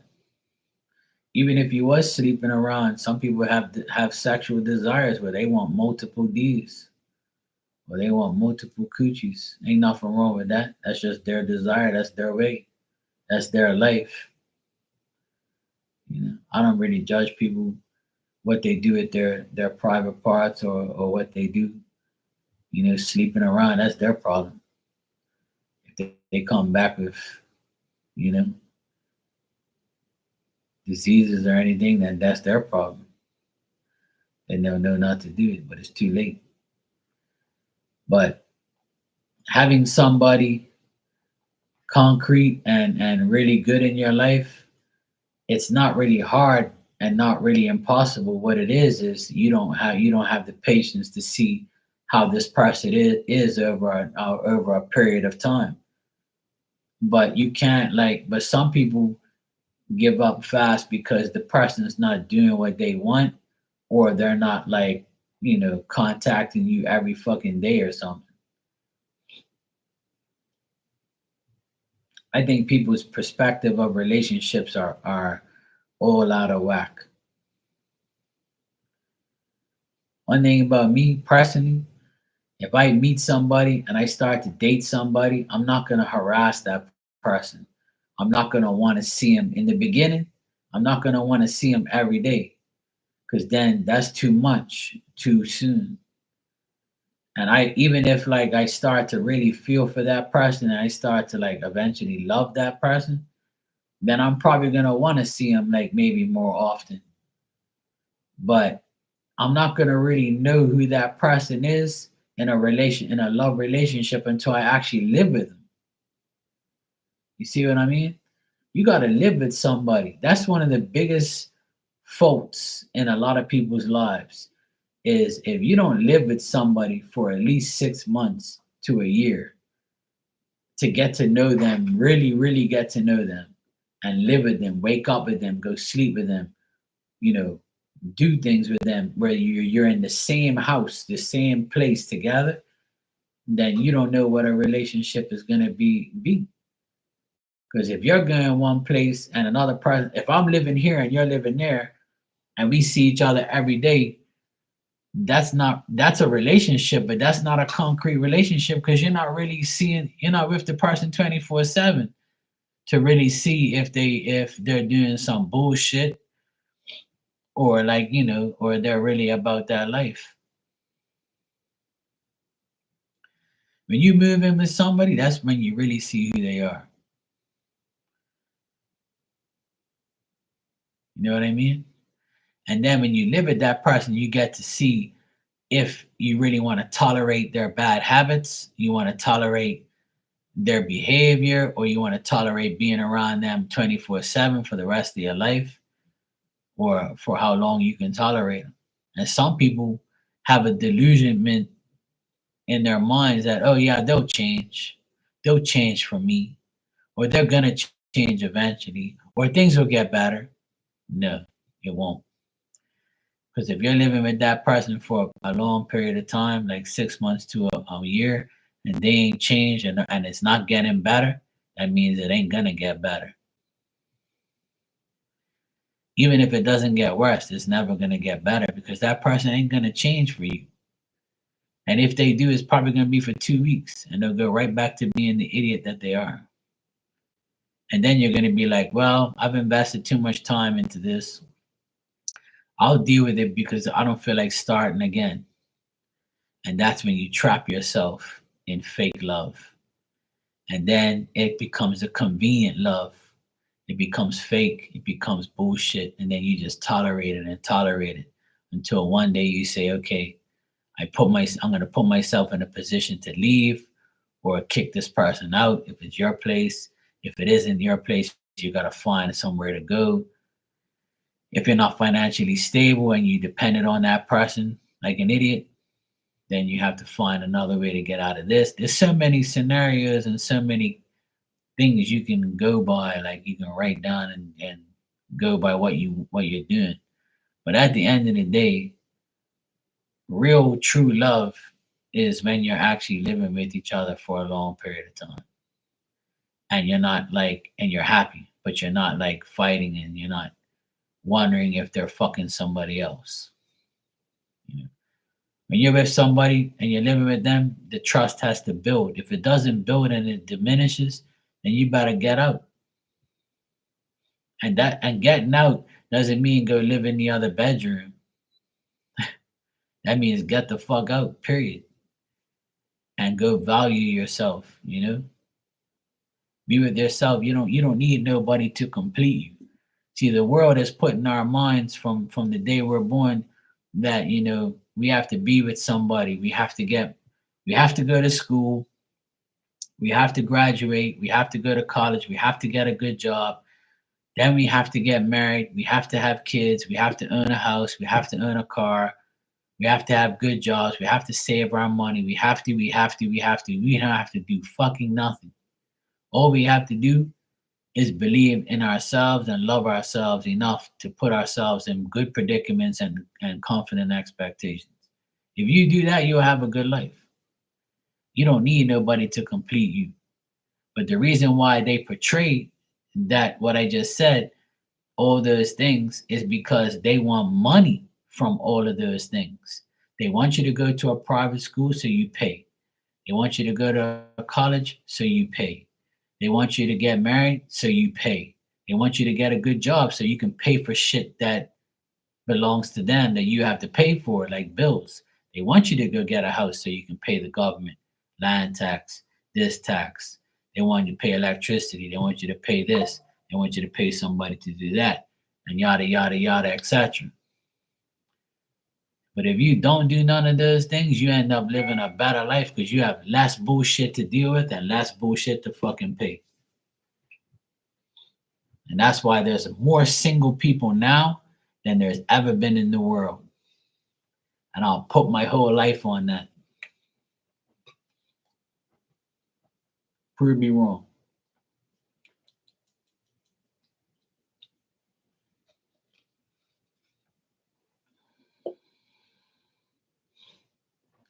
There's a handful of married people that come in here. Everybody else is single, divorced, and looking for somebody, but like say, fuck that.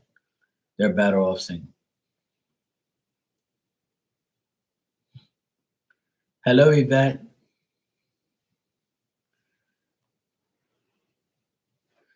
Hey, Erica, how you doing?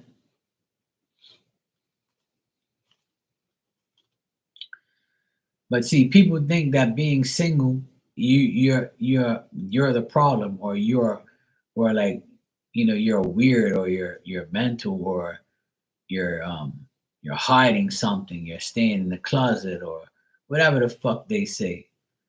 And then when you're married, oh, why you don't have kids? Oh my God, you got 3 kids? How the hell do you do it? Oh my God, you got 6 kids? Oh, you're crazy. I could never. So you're never gonna like be perfect. And why do we need approval of these idiots that say stupid shit like that? When I used to go to family functions and still go to family functions, nobody says it now because they know. But back in the day, I used to go like, and then when I had a girlfriend, they were like, they wouldn't say anything. But when I didn't have a girlfriend, oh, what's wrong? Why you don't want no girl? When are you gonna get married?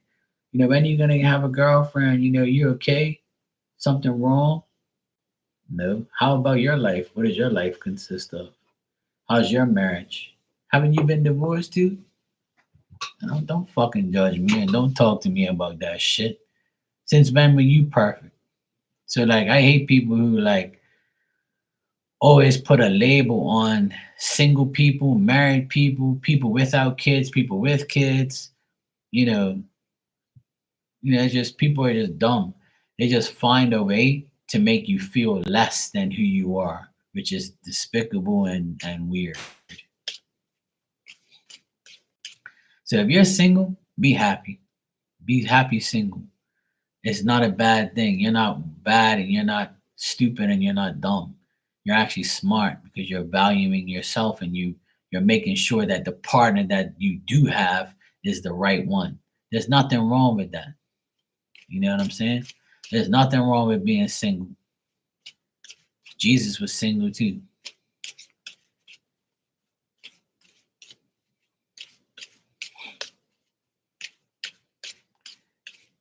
He said, I ain't worried about none of these hoods. I'm out here making miracles.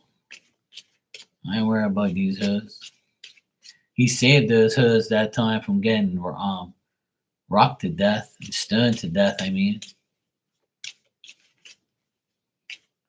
That's what I would have done. I'd be like, look, save the hoods. Look, we need hoods around here, okay? I might need my fix, but don't be throwing rocks at these bitches. Hey, Black Widow, how you doing? See, there you go. It makes you stronger. All right, Yvette, let me see. Aries intentions towards. Absolutely, Dan. I got one on my van now.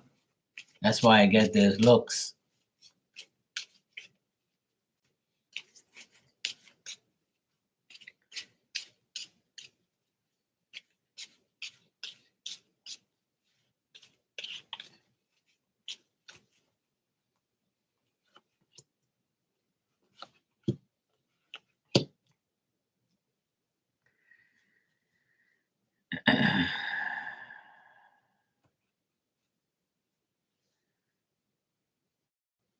Well, that's one down.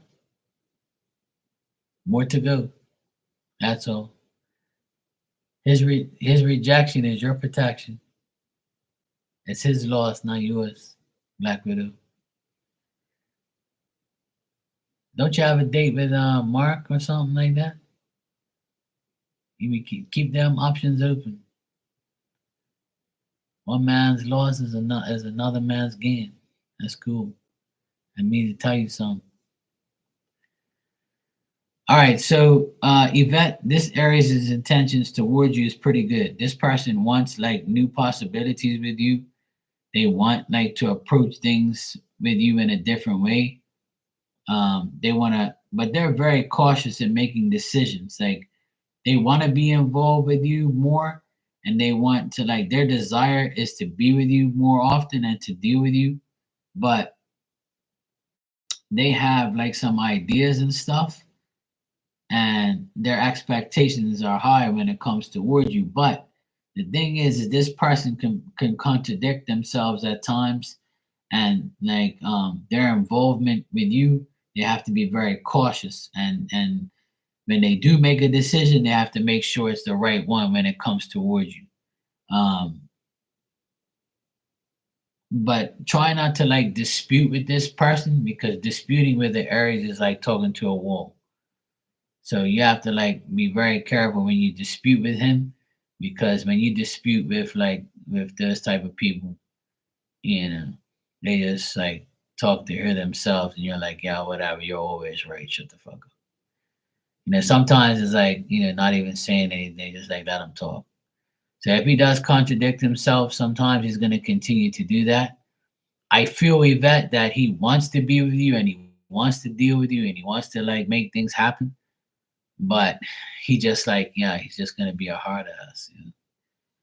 Like he really wants, like, he wants everything with you. He really does. But he's just stubborn. He's just a pain in the ass. He's like, he doesn't want to admit that he wants you, probably, or he doesn't want to show you that he really wants you. Like he wants that, he wants he wants to be with you, but this mofo is just being too cautious, and he doesn't want to make a decision. Some people, especially Aries men, they never want to like, they got too much pride to like admit that they want you, or they need you, or they like you so much that they want to be with you. Like they want you to hint it, or you to say it first, and be like, oh yeah, me too. Yeah, good. I didn't have to tell her. Fuck that. I'm gonna put myself down.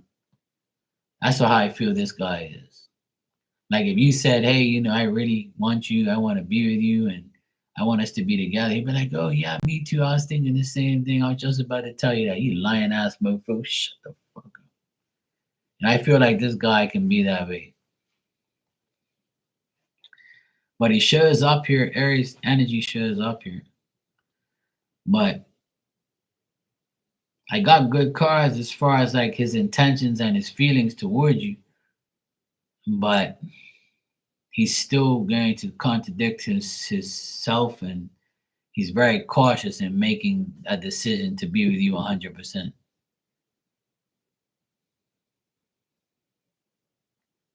Yeah, see? So I just basically described what you just said. So same shit, different day, ain't nothing changed. See, and you're a Virgo, so you're not gonna probably put up with that type of bullshit for too much longer. But I know you are together, but like he wants to be more, but he doesn't know how. And when he does, like when he tries to, he's like, but what about this? But what about that? Like he's cautious in proceeding, and he's very cautious in like really telling you what he really wants, because he thinks that you're not gonna do what he wants. Like you said, he expresses his feelings, but when you argue, he acts up. I think that it's probably because he knows he can't control you, or like say things to you and you bow down to him. They know Virgo is gonna do that shit. I know Virgo women, they be like, fuck you talking to? You better get your ass in your lane. At least the Virgo women I know do that shit.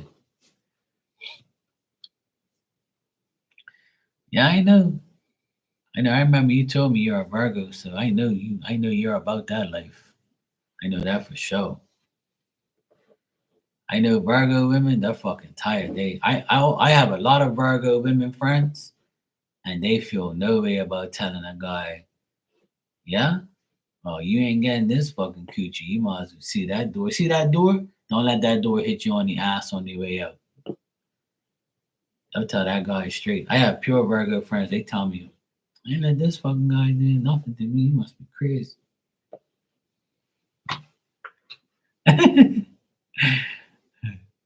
I have a Virgo. One of my best friends is a Virgo woman, and she always tells me she puts her man in his place and this and that. I fucking start laughing.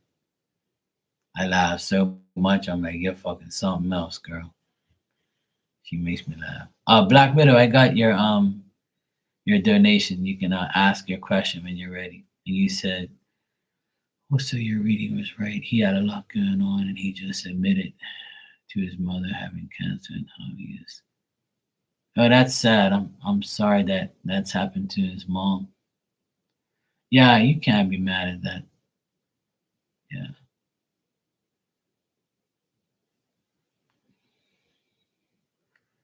but that's nice of him to take care of his mom. I would do the same if I was in his predicament.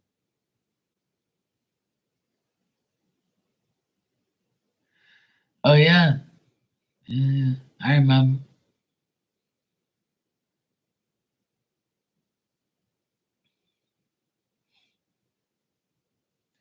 when a Virgo woman and a Virgo man get together. It's even more difficult than people think. You know, it's even worse because what happens is one of the Virgos will do more than the other. And then when that happens, that the Virgo that does everything will be like, if I say something, I'm a bad person. If I don't, I'm gonna be okay. If there's conflict, then it's gonna be over. And they will always like point the finger at each other. I have Virgo in my moon. I have Virgo moon, so I know like how their emotions are, and that's why I get along with so many Virgo people. Like my youngest nephew, he's a Virgo, and he can be like that. And me and him are like best friends. We're always together.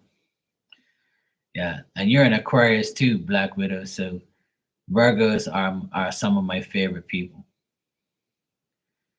And I love Virgo women especially. They make me laugh. I haven't dated one, but they're like I can get along with them easy. They can read my mind like what I want and what I like, and they know what's up. Yeah,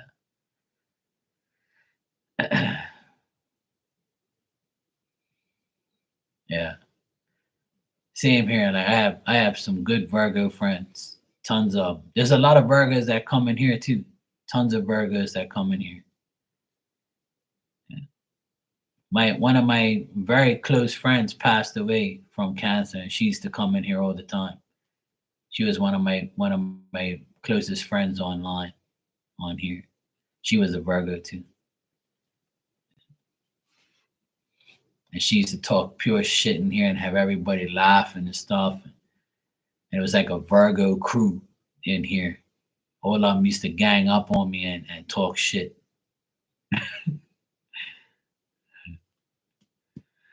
All right, so your question is, was AJ being honest about his feelings towards me in his text when he ended our connection? All right, let me see.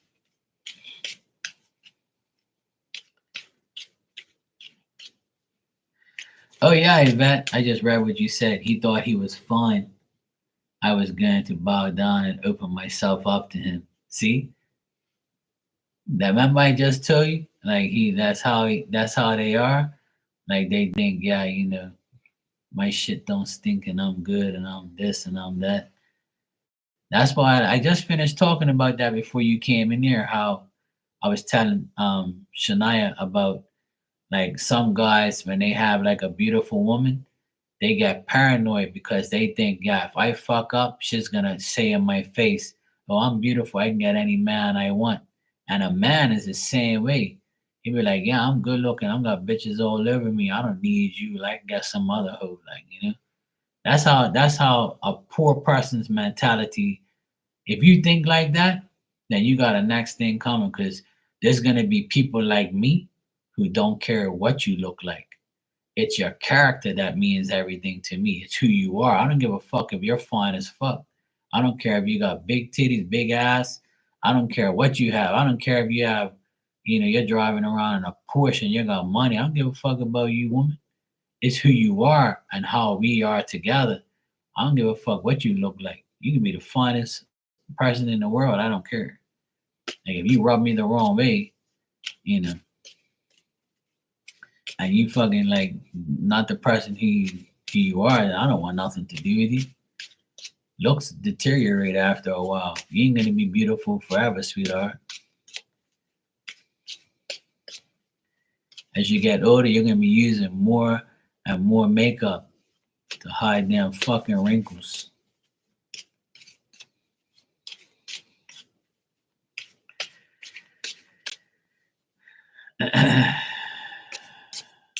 Yeah, I agree. I agree, Yvette. And that's why I'm saying what I'm saying, because I know you know that. See, and that's probably going to be the conflict between both of you. But, good looking people are with each other.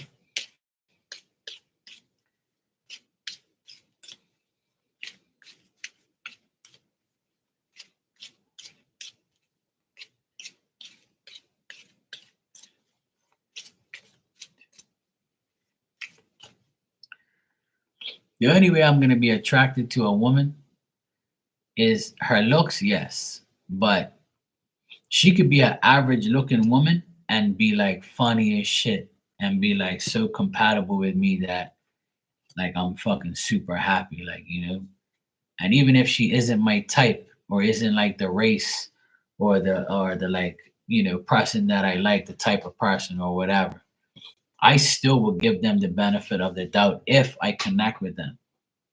And that's just it. Like, I don't care if you're white, black, Chinese, Portuguese, Japanese. It don't matter what race you are, as long as I'm compatible with you and we have a great time and you're honest. And the more you're honest, the more I'm gonna love you. But I don't care what religion or race you are. It don't matter to me. What matters more, I mean, I have a preference. Yes, we all have preferences. Some women like black guys, white guys, big guys, skinny guys, tall guys, short guys, 5 inches, 10 inches, whatever you want. You can go down we if we wrote down our preference, we're probably not going to get our preference. If you do, we're damn well lucky.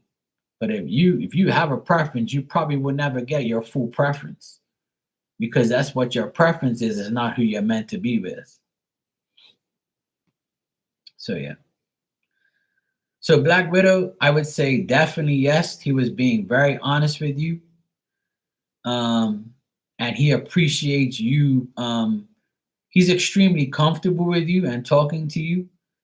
And he thinks that you're a good person and he thinks that, you're a kind person and a noble soul, and he thinks that you're very understanding, and he wanted to end things in a peaceful way.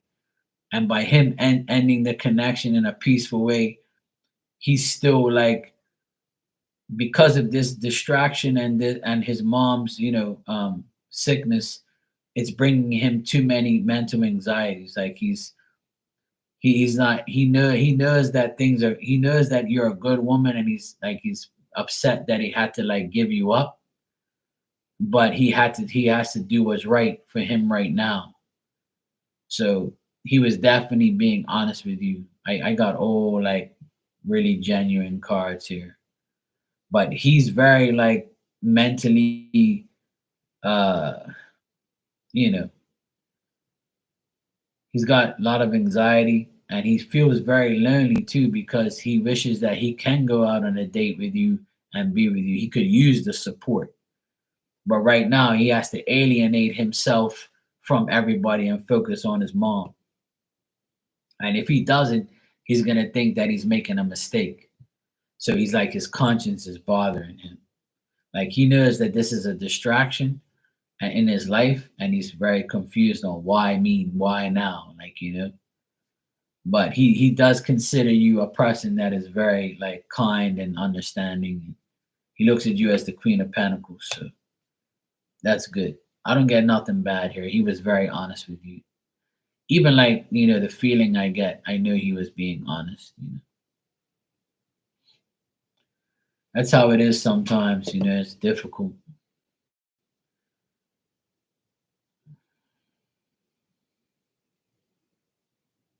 Yeah, you never know. It might make a full circle and come back to you. You never know.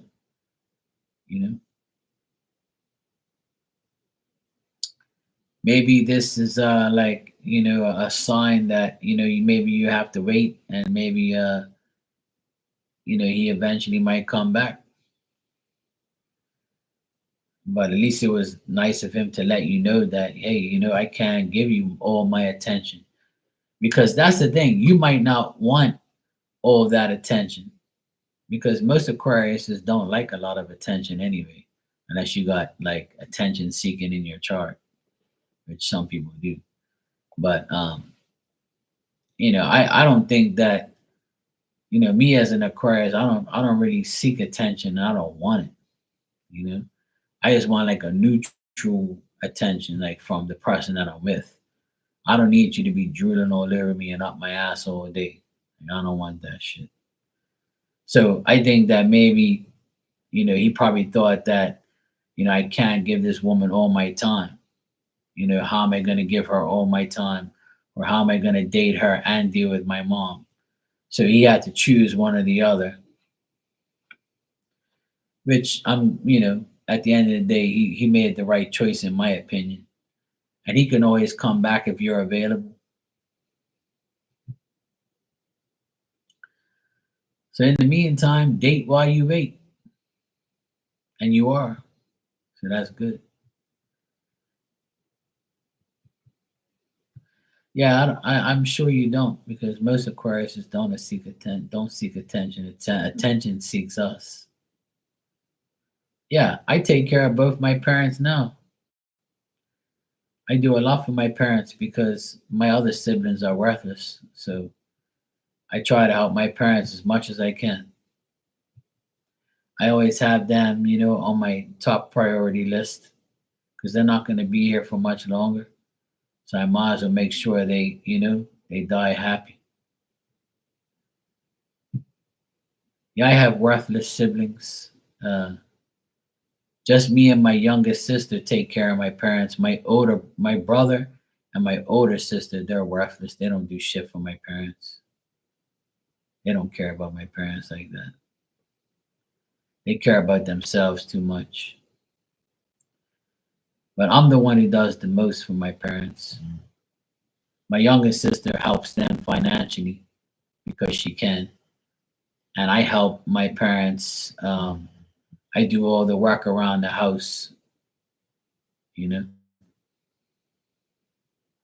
Oh yeah, my parents my dad's 80, going 81, and my mom just went 79, and they live, by themselves in the house that we grew up in. They're good people. They're my mom and dad's always been good to us. They were very strict when we were young, but that's a good thing. It made us who we are today. I understand that now, but I didn't understand that back then. I was against their strictness, but they're not very they're very old school, and they're like, well, my dad doesn't give a fuck, really. He doesn't care. He literally doesn't. But my mom is more like emotionally upset that her oldest daughter don't really like care about her. It's like a convenience. Like my oldest sister's a teacher, so she focuses a lot on her work, and like she it's been like my mom said it's been a month since she's called to check up on her or to even talk to her. But I told my mom, you can call her too. Oh, but I don't want to call her because she's a teacher, she's busy. She should call me. I'm her mother. And I'm like, all right, mom, if you think that, then whatever. You're stubborn as fuck too, whatever. Like my mom has too much like expectations of my mom doesn't even know how to leave a voicemail. She doesn't even have a cell phone. Shit. My parents don't deal with that shit. They're too old school. They don't give a fuck about technology, and they wouldn't even know what a voicemail is. You know what my mom says? I called your phone and some lady came on there say it's not available. Well, you didn't pay your phone? I said, no, mom. That's the lady that comes on to say that I'm not answering my phone. It's like a message. Oh, this stupid lady comes on, tell me the phone don't work. I'm like, this fucking woman's clueless. And I keep telling her it's called a voice message. I guess to say that I'm not available. It's like maybe my signal is not good where I am, or I wasn't near my phone or something like that. Yeah, I'm telling you, that's how they are. My mom, she's hilarious. And then when it does go to the voicemail, right? And the lady says, leave a message. They're like, this damn boy don't answer his phone. I catch my parents saying this damn boy don't answer his phone. They're talking about me not answering his phone. My dad said it the other day. He goes, oh, he must not want to speak to me. And then the phone goes click. So I called back. I said, I heard what you said. And he starts laughing. And I'm saying, yeah, I heard you said I don't want to speak. You think I'm fucking by my phone all day, itching my ass like you on watching fucking TV all day? I said, I'm got a life. I got a business to run. I got work to do. I ain't home retired like you. So he'll laugh at me like, hey, I saw this on TV, the news, and oh, what time is the game? And this and that. He'll start talking random shit. But yeah, I take care of their house. I paint their house. I fix everything that goes wrong. I pay for their the fire stick thing. I bought them a fire stick and I pay for the monthly fee every month, like for them to watch their Portuguese channels and shit like that. So my sister pays for my dad's cell phone bill, but he barely uses it. Um, and me and my sister buy anything that they need. Like if something breaks, we'll pay for it, or we'll go get it, or I'll replace it, or whatever the case may be. Anything that goes wrong, I pretty much do. Yeah, I'm Portuguese. Yeah, my mom and dad were born in an island just off of Portugal called San Miguel. So they were born there in the Azores. My grandparents came here like 100 years ago. So my family's been here for over 100 years. My grandmother was here. My grandfather was here. My uncle worked here for a couple years. My cousins are all here working and stuff. My uncles have been here working. My aunties, everybody's been here. My whole family's been here from there. Like a lot of family members have been here. Yeah, my grandfather and grandmother came here to work. My dad came here. My grandfather came here to work for the Bermuda government. Because back then they didn't have enough manpower, so they bring in people from Portugal. And my grandfather, took the risk and said, "Yeah, I'll come work there." And he had just had they just had my dad and my uncle was just born when they came here. So my dad was already like maybe 9 or 10, and then he went back to Portugal, and then And my dad was 18. They came here for good. And my dad worked here for like 3 years, and then he sent for my mom to come, and then they got married here. So my parents have been here for 60 years. Like over 60 years, my parents have been here. So I was born here and I've been here my whole life. So I've been to Portugal several times too, seeing my roots and my family and my people. Yeah, it's cool. Every country has immigrants that migrate to another country. So my grandfather is the reason I'm here today. And my grandfather died at an early age. He died at like 62. He died from like smoking and drinking and shit. So I never met him. I was 5 months in my mom's belly when he died. So when my mom was 5 months pregnant, he passed away.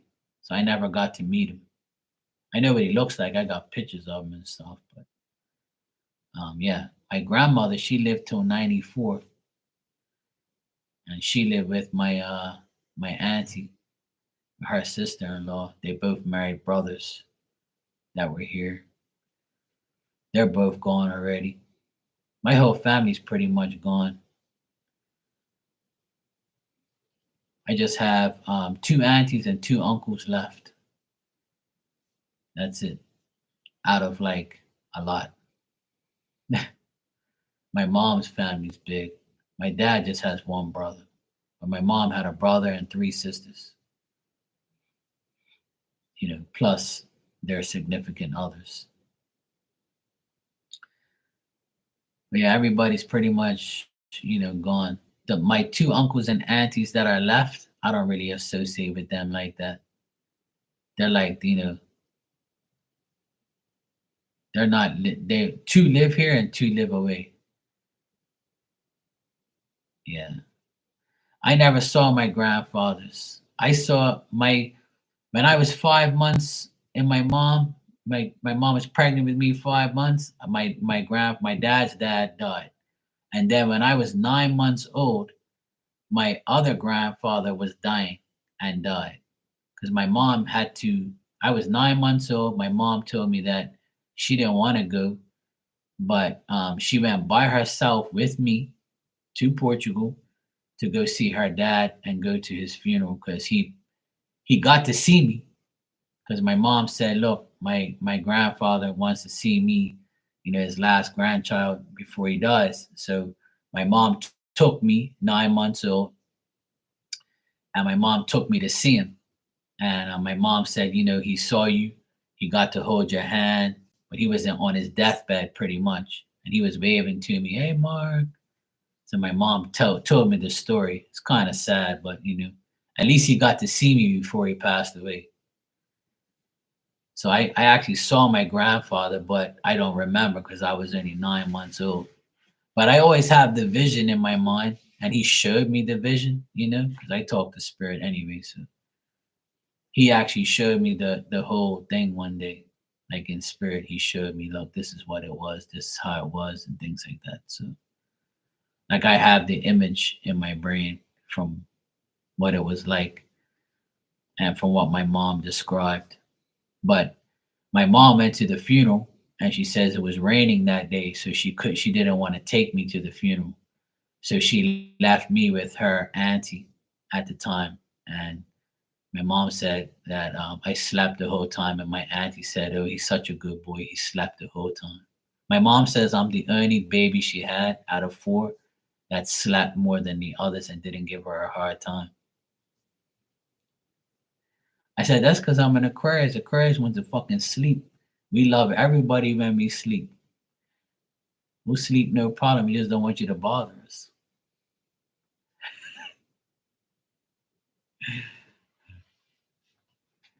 So yeah, she always tells that story, and my siblings get mad because my mom says, "You were a pain in the ass. You were," but Mark slept all the time. He never woke me up. Even Dan, yeah, even Dan. See that, Dan? Cheers.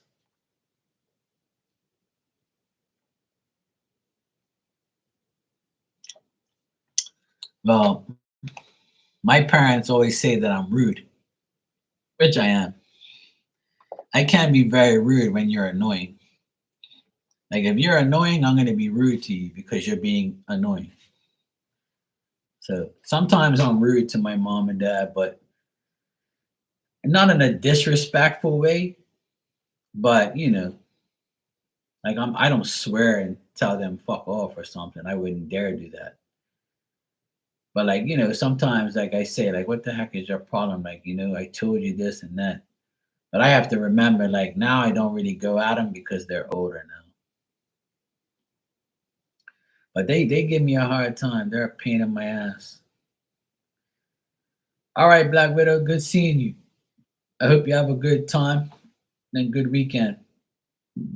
I'll probably be here tomorrow. Actually, it's 1 o'clock in the morning here. Shit. Tonight's been a good night. I had a really good time in here. The vibe was really nice in here tonight. It was nice and calm. I didn't get aggravated. It was nice in here. Everybody's energy is good today. Must be Friday. Yeah. Well, it's Saturday now here. But I'm gonna head out of here too. My thing says 2 hours and 26 minutes I've been on here. Fucking hell. It doesn't even seem that way. Time flies. All right, I'm gonna get my ass to sleep as well. It's 1 o'clock, so I'll see you guys tomorrow. I should be here tomorrow at some point in time. I don't know when, but I'll be here. I should be. All right, good night, Black Widow. Good night, Dan. Good night, Erica. Good seeing you.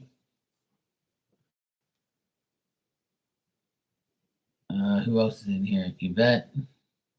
Anyway, anybody is in here, good night. I'll see you guys tomorrow, and I hope you guys have a wonderful weekend. Good night, Dan. Take care.